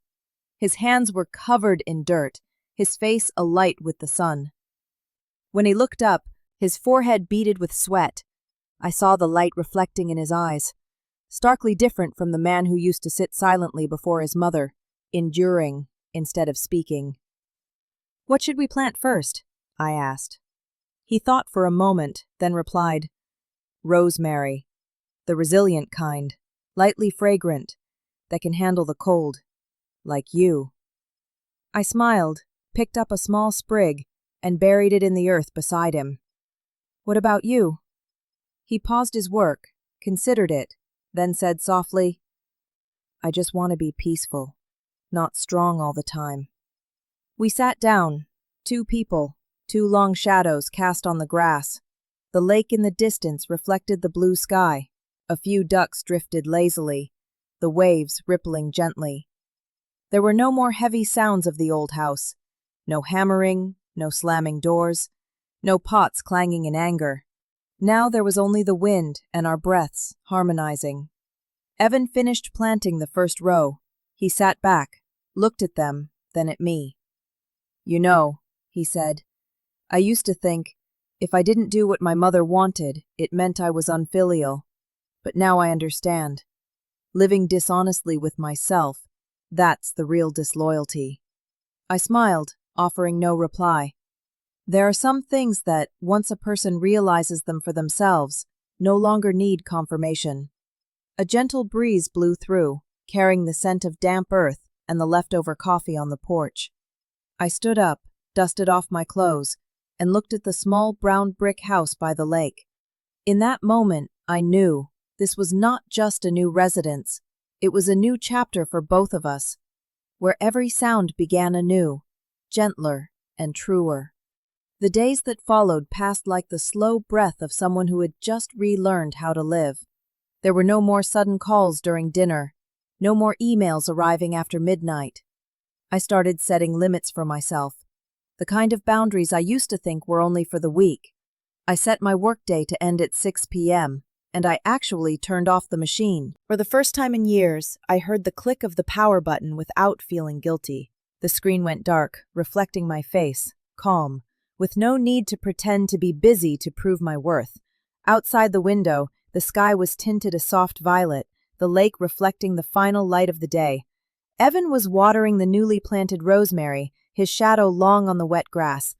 I walked out onto the porch, carrying 2 mugs.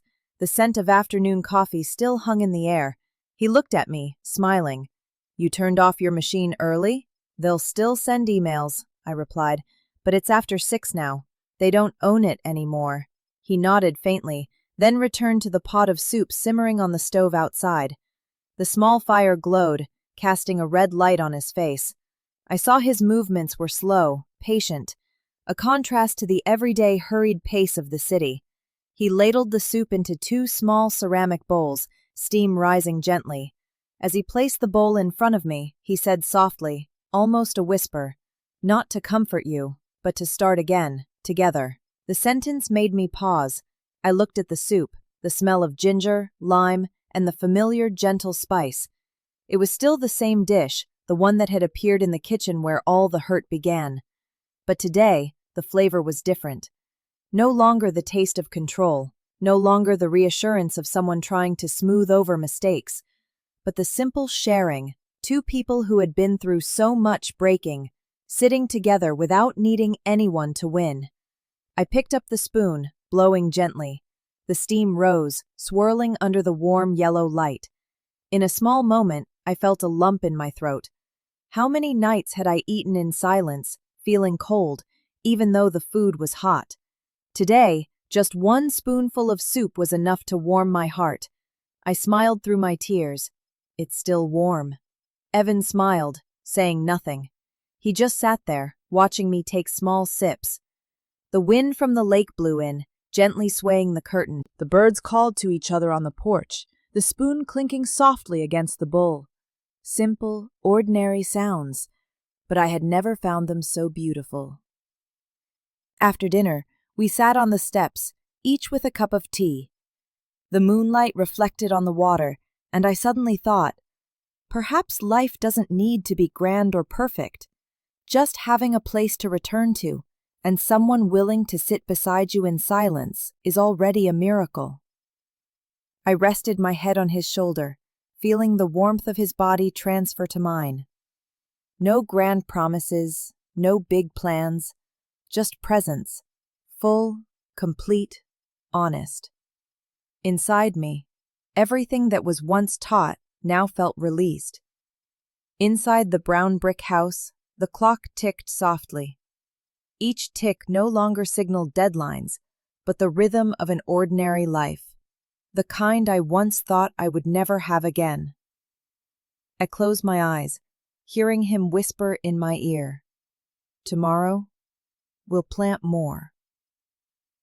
And I smiled, needing no reply, because for the first time, I knew I was truly living in a day that was long enough, quiet enough, and warm enough. That evening, the sky over the lake was clear as freshly wiped glass. The wind blew softly, carrying the smell of damp earth and the rustle of dry leaves. I was folding a blanket on the porch when I heard a car pull up to the gate. Headlights swept across the rosemary bushes, casting a warm yellow light onto the kitchen window. The door opened, and Helen, my sister, walked in, bottle of red wine in hand, her face lit up with a mix of amusement and cheer. "So, you finally exploded, huh?" she said, her voice a blend of teasing and delight. I laughed, pulling up a chair for her. "If you call speaking my truth exploding, then maybe, yes." Helen placed the bottle on the table, flicking the cork lightly. "Good, you needed to do that 10 years ago. One can't just live on unconditional kindness forever." I watched her pour the wine, the deep red sparkling under the kitchen light.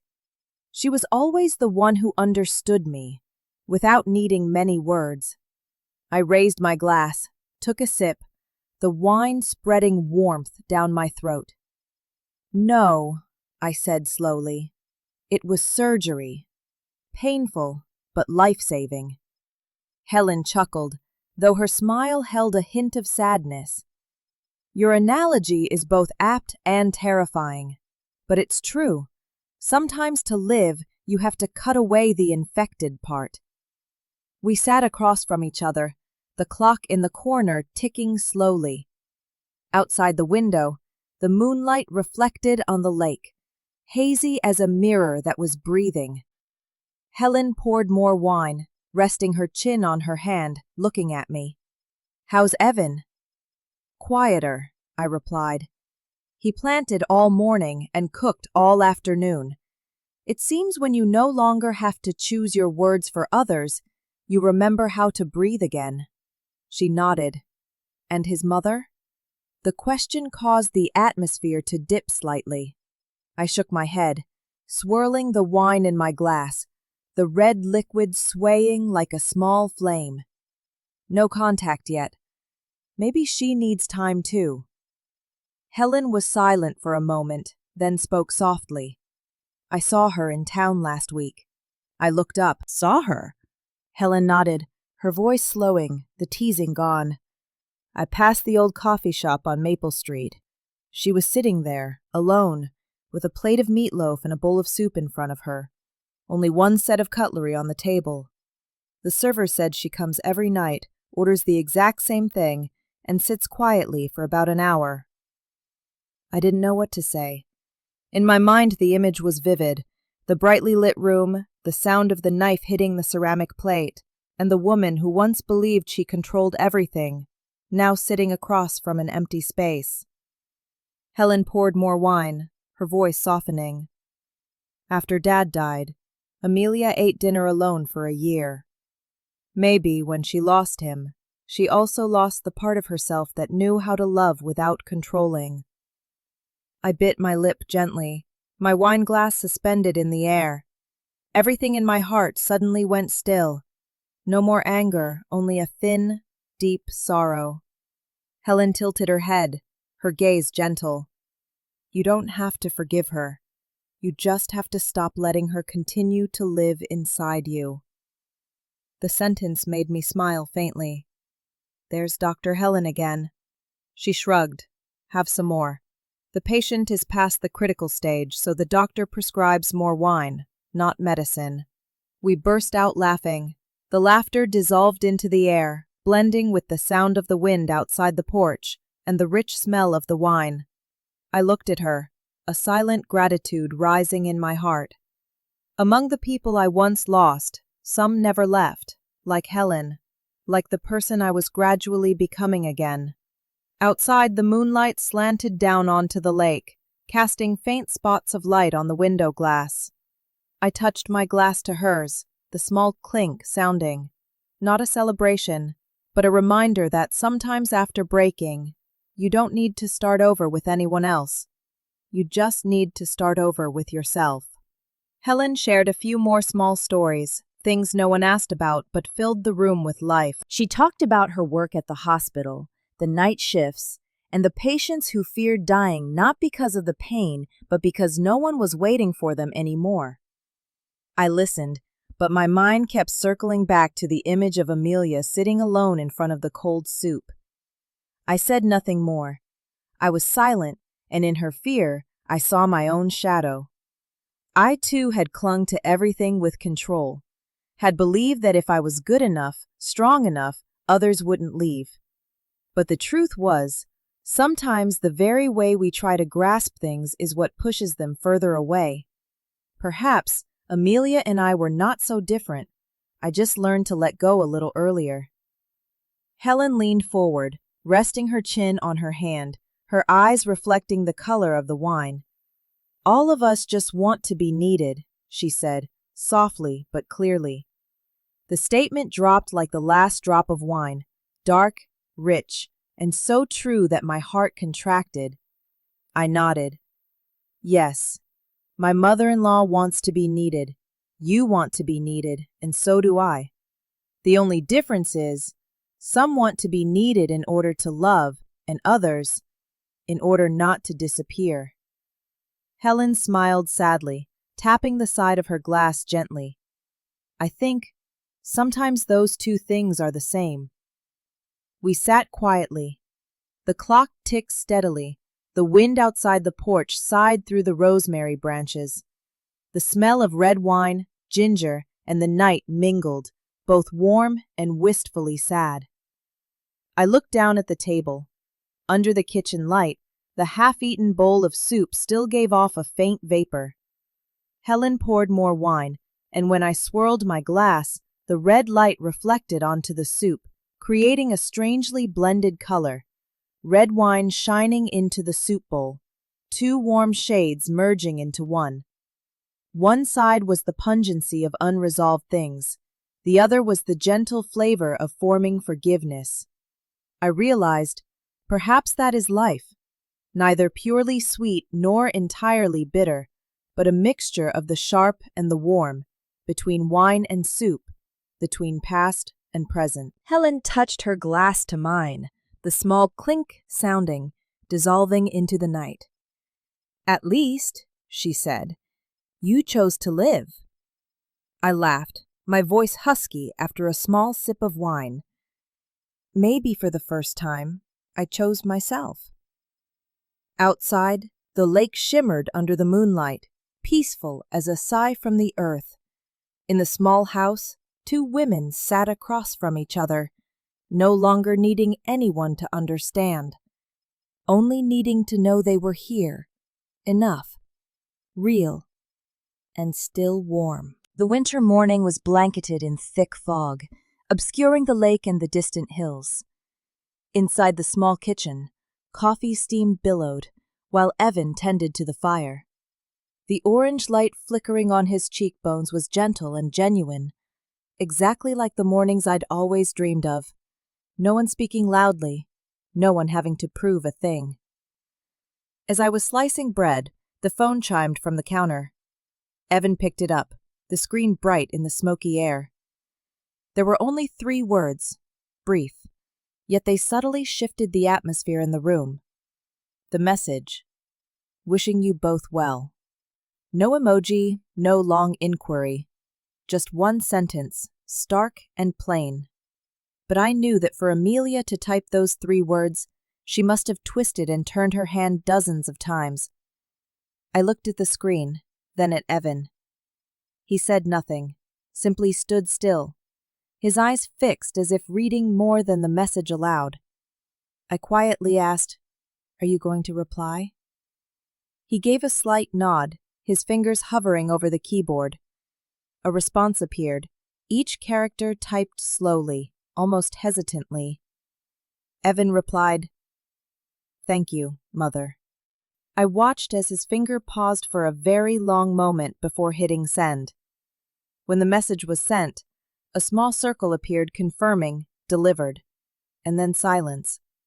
There was no reply, no typing dots, just the white screen, empty, yet relieved. I poured more coffee, watching him silently. Perhaps both of us understood that "thank you, Mother" was more than just a polite response. It was a different kind of beginning. Brief, cautious, but real. A thin thread connecting 2 generations that had been fractured. Evan put the phone down, breathing out as if shedding a heavy stone. He didn't speak, just looked out the window where the fog blurred everything.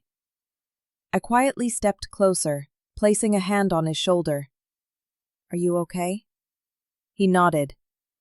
"Yeah, but it feels strange.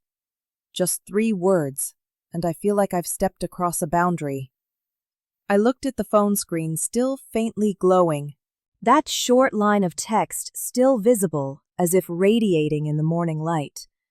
The period at the end of the sentence felt long, like a soft dividing line, not to separate but to confirm. There is a space wide enough for both love and freedom.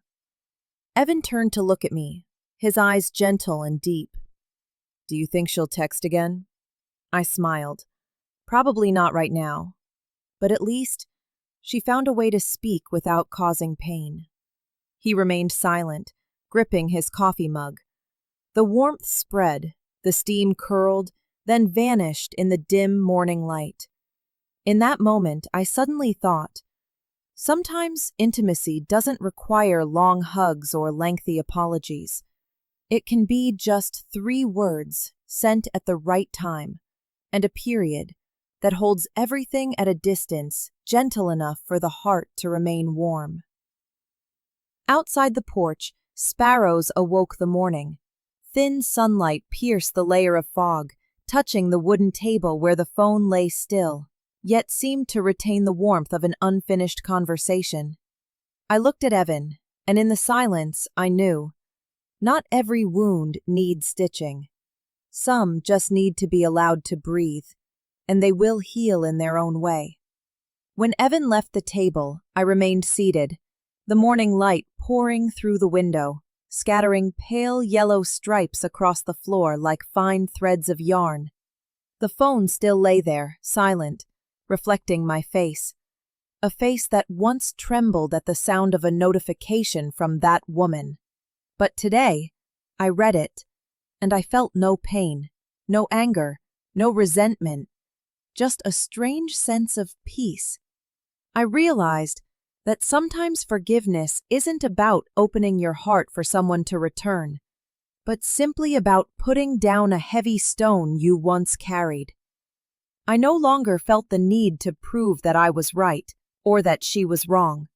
Life, after all, is not a courtroom. I stood up and walked toward the stove. The scent of ginger and lime lingered from last night. Half a pot of soup remained on the burner. I turned the flame low, letting the warmth slowly spread like an unnamed ritual. As I reheated the soup, the gentle simmering sound rose, very softly, like a heart returning to its old rhythm, steady and mild. I poured the soup into a bowl. The heat misted the surface, rising slowly before dissipating. I cupped my palms around the bowl, letting the warmth soak through my skin, light as forgiveness. Forgiveness, not because someone deserves it, but because I no longer want to carry the weight. It is like setting down a heavy object after a long journey. Suddenly, the hands feel light, and so does the heart. Evan walked in, smiling when he saw me by the stove. "Soup again?" I nodded. "Yes, I just want to be warm." He put his arms around my shoulders, looking at the small flame under the pot. "I think Mother will be okay." I replied softly, "I know. She's learning to breathe again, just like us." We sat down, saying nothing more. Light streamed through the window, falling onto the dining table, where the soup steamed gently between us. Everything was so quiet that I could clearly hear the clock in the living room, tick by tick, a reminder that time still passes, and some wounds just need to be left alone. I took a small sip. The familiar flavor, ginger, lime, and a gentle spice, touched my tongue, spreading like warm water. Someday, perhaps she will send another message, or perhaps not. But it no longer matters, because I was no longer living in reaction, but in choice. I looked through the window. The lake was still shrouded in fog. Birds were flying in a line toward the opposite shore. Life, I thought, is like that lake. When the wind stops, the water becomes clear. And in that stillness, like a voice echoing in my heart, very softly, like a final breath of the old chapter. Sometimes, love is maintaining distance with kindness. I put the spoon down, my finger still touching the warm ceramic bowl. No more anger, no more constraints, only gratitude for everything that had happened. Because some loves don't need to end with a hug, but with a period mark. Small, gentle, but enough to close a long chapter in peace. This morning, the sky opened like a fresh page. The first light of dawn filtered through the curtains, scattering onto the counter, where a cup of tea still steamed and a bowl of soup slowly cooled. The light shone on the teacup, and the soup misted the window pane, making it look veiled in a layer of human breath, fragile, warm, and real. I sat on the old chair, listening to the drip of water from the kitchen faucet, drop by drop, as if counting the rhythm of the life I thought I had lost. Outside, the lake glittered with light, the mist slowly dissipating over the water. Everything was ordinary to the point of being beautiful. No drama, no tears, only peace. Evan walked in, his hands still stained with dry soil. He had just planted a few more rows of tomatoes in the backyard. I saw his shape reflected in the window. That man, though once clumsy and fearful, now looked calmer than the light itself. He approached, sat down opposite me, and after a moment of silence, gently touched my hand. "Thank you for letting me be needed." The sentence wasn't loud or formal, but it touched me so deeply that my heart contracted slightly. Not "I love you," not "I'm sorry," but a very human, very real expression of gratitude from someone who once thought he could only prove love through making amends.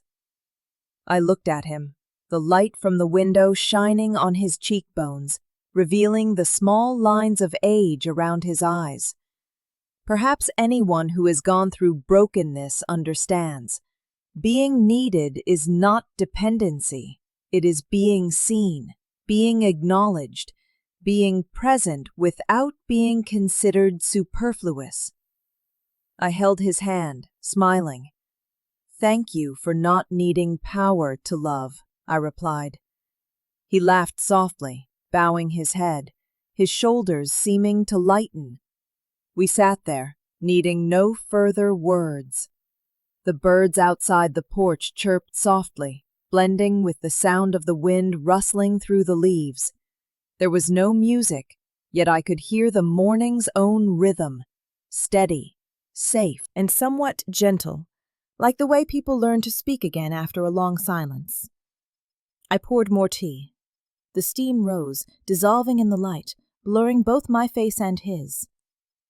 On the table, the 2 bowls of soup still held their last wisps of steam. The smell of ginger and lime mixed with the jasmine tea, creating a gentle, unnamed fragrance. The scent of rebirth, of people who once thought they couldn't start over. He lightly touched my wrist, his thumb drawing a small circle on my skin. An old habit, simple and familiar. I used to think loving meant desperately trying to hold on, he said. But you taught me that sometimes simply not hurting is enough. I looked out the window, where the light touched the dewdrops still clinging to the edge of the leaves.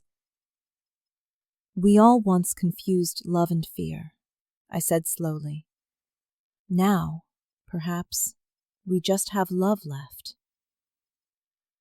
Outside, the sun climbed higher, warm gold spilling through the window frame like honey.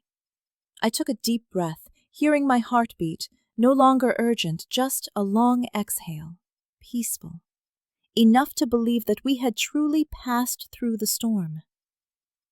In that light, I clearly saw Evan's face, ordinary, his eyes full of tenderness, as if wanting to say, "We made it." And I smiled faintly, realizing for the first time that the new day was no longer a continuation of exhaustion, but the true beginning of freedom. By midday, the sun slanted through the window, casting long stripes across the wooden floor. The scent of jasmine tea still lingered in the air. I opened my phone, looked at the blank screen, and slowly typed a short line. Mother, how is your health these days? My finger paused over the keyboard. The image of Amelia sitting in the cafe years ago flashed before me, her figure small in the white light, her hand clutching the old ring. I let out a breath, softly. Then, as if someone inside me whispered, "Not yet." I drafted the message to check on his mother, then deleted it. It's not time. Not out of fear nor anger, but because I understood. Some wounds need their own time to close. They cannot be rushed by good intentions. Sometimes kindness offered too soon can cause panic. Evan walked in carrying a basket of early season tomatoes. He looked at me, asking, "Did you text Mom?" I nodded, then shook my head. I intended to, but I held off. Everything needs to be settled before reopening. He set the basket down, replying softly, "I think she'll understand." We stood together by the window, looking out at the garden, where the sun fell onto the young plants, clear and bright as the breath of another beginning. I asked myself, does everyone reach a point in life where they must learn this? Knowing when to open and when to close is also a way of loving. For if love is holding on, then forgiveness is knowing how to let go. And peace is the space between those two things. I returned to the table, picked up the cold teacup, and heated it again. The light touched the porcelain rim, casting a small streak on the wall, exactly like the streak of sunlight on the first morning we moved here. On the water's surface, my shadow and Evan's overlapped, blurred, but clear enough to realize that we had truly changed. Outside, the wind gently swayed the curtains. Birds chirped as they flew past the porch. I took a deep breath, listening to my chest open up. In that silence, I knew I was no longer afraid of the quiet, no fear of the empty room, no fear of the table set only for two, no fear of messages coming and going. Because silence, sometimes, is the language of peace. I set the teacup down, tilting my head to look through the window frame. The late afternoon light fell on the lake, glowing like a ribbon of gold. In that light, I saw my life, no longer a boundary between hurt and healing, between past and present. Only a woman who was living, breathing, and smiling in her own home. I inhaled deeply, listening to the birds, and realized I am not afraid of silence anymore. It was the last morning of winter. Light streamed through the window pane, shining onto the cream-colored wall and the gently swaying curtain. Everything in the house was silent, save for the soft hiss of boiling water in the kettle and the scent of lime and ginger spreading through the kitchen. I sat by the table, my hand lightly touching the white ceramic bowl. Inside was a little warm soup, the scent familiar, but my heart no longer ached as it once did. The voice in my head slowly resonated, not to tell anyone, but as if speaking to the person who once trembled in that other house. I used to think love was endurance. Now I know love is respect. Endurance shrinks you, while respect allows both people to grow. There was a time I believed love only existed if I suffered enough, stayed silent long enough, and sacrificed deeply enough. Now I understand. Real love doesn't require self-denial. It requires the full presence of both, in equality, with kindness, and without anyone being minimized. Evan often said, "You are stronger than I thought." But I know it wasn't that I was strong. It was that I no longer wanted to be weak in the old way. I learned to stand tall, not allowing my goodness to be weaponized for others' control. And perhaps it was only then that our love truly began again, not out of fear of losing each other, but out of a desire to be together. I think of Amelia. There was a time I called her name in my sleep, fueled by unspoken rage. But now, when it's all over, I look back and see a woman like any other, weary, lonely, afraid of being forgotten. Amelia wasn't malicious. She just hadn't learned how to love without controlling. I remember the way she clutched her son's arm, as if letting go for a moment meant losing him forever. I understand that feeling, that silent, persistent fear, like standing alone in an empty room, gripping something so tightly for so long that you no longer realize it's not there anymore. Perhaps she loved the only way she knew how, a clumsy, rigid, and defensive way. She loved through fear. I once hated that, but now I only feel pity. Pity for both of us, two women who loved the same man, and both had to learn how to love without suffocating. I leaned down, the spoon tapping the bowl. The morning light touched the steam, making it sparkle like gold dust. Everything was still. Only the voice in my head continued to whisper, slow, warm, and clearer than ever before. And I learned how not to lose myself to keep the man I love. That was the longest lesson of my life. It turns out, holding on to another person isn't as important as holding on to yourself. Because if love makes you disappear, then it's no longer love. It's a gilded cage. I looked up, looking out the window frame. The light outside was strangely white and clear, as if the whole world was breathing in sync with me. No need to say anything more, no need for apologies or proof. Just the knowledge that I have gone through it all, with grace, with truth, and with the gentle light of this morning. I stood up, carrying my teacup out onto the porch. The fog still blurred the lake, thin as a bright veil.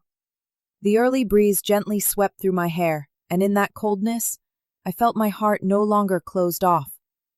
It still carried a few scars, but it beat steadily, peaceful enough to believe that I had truly moved on. In this life, no one is eternally right or wrong. There are only people still learning how to love, and sometimes they must learn it the hardest way. I no longer resent Amelia, nor do I blame myself. She taught me what she never intended to teach, that sometimes love also requires boundaries. If necessary, I will still set boundaries with kindness. Not to punish, but to keep the love pure. I won't build walls. I will only draw a thin line with light, enough for both sides to see each other, but no longer hurt each other. I realized that kindness is not infinite yielding, it is knowing when to stop before hurt becomes habit. Inside the house, the soup was still warm, like my heart. I brought it to the table, taking a small spoonful. The flavor of ginger and lime was the same, only today I tasted the peace in it. The heat rose, blurring the window glass, reflecting my face between the layers of light and mist. I recognized that the woman looking back was no longer trembling, no longer striving to be loved. She had returned, after years of being lost in her own home. Evan stepped onto the porch, lightly touching my shoulder. "It's cold," he said. I smiled. "It's fine. I feel warm." He looked at me, the light shining in his brown eyes, and we both fell silent. There was no need to say anything, because everything was contained within this quiet space, where love was no longer holding on, but understanding. I looked out at the lake, where the first light of day began to spread. The water reflected the pale pink sky, the color of grace. Something in my heart had just closed, and something else was opening. I thought, perhaps that is the true nature of love, not constancy, but continuation. If anyone asks, I will tell them this. Love doesn't end when you walk away. It ends when you are no longer honest with yourself. And sometimes the bravest thing is not to stay, but to know how to leave with a heart that is still warm. I closed my eyes, listening to the wind gently touch the window frame. Then my voice, calm, slow, soft as a breath, resounded in my head, like a final message for those lost in their own storms. Sometimes, love means closing the door to open your own life. The door was no longer a place of separation, but a place of beginning. I placed my hand on my chest, feeling the steady rhythm of my heart, and smiled. In the brown brick house, the soup was still steaming, the window was open, and the gentle morning was passing through, carrying away all that had once been heavy, leaving behind only one thing: the light. If you've listened this far, thank you for staying with me, for staying with a woman who once believed silence was peace, and who learned how to live again using her own voice. I didn't share this story for pity. I shared it so that anyone who has endured in silence knows one thing: they are not alone. That even in houses where the doors are closed, there is light waiting inside. If this story has touched a small corner of your heart, please leave a comment below. Tell me, where are you listening from, and which part of the story made you pause the longest? I read every single line, reading them like the genuine breaths of people living their lives. And if you want to hear more stories like this, small, quiet, but profoundly true journeys, please hit the subscribe button so that every time the kitchen light comes on again, we can still meet in another story, over another cup of tea, and with a heart that never stops seeking peace.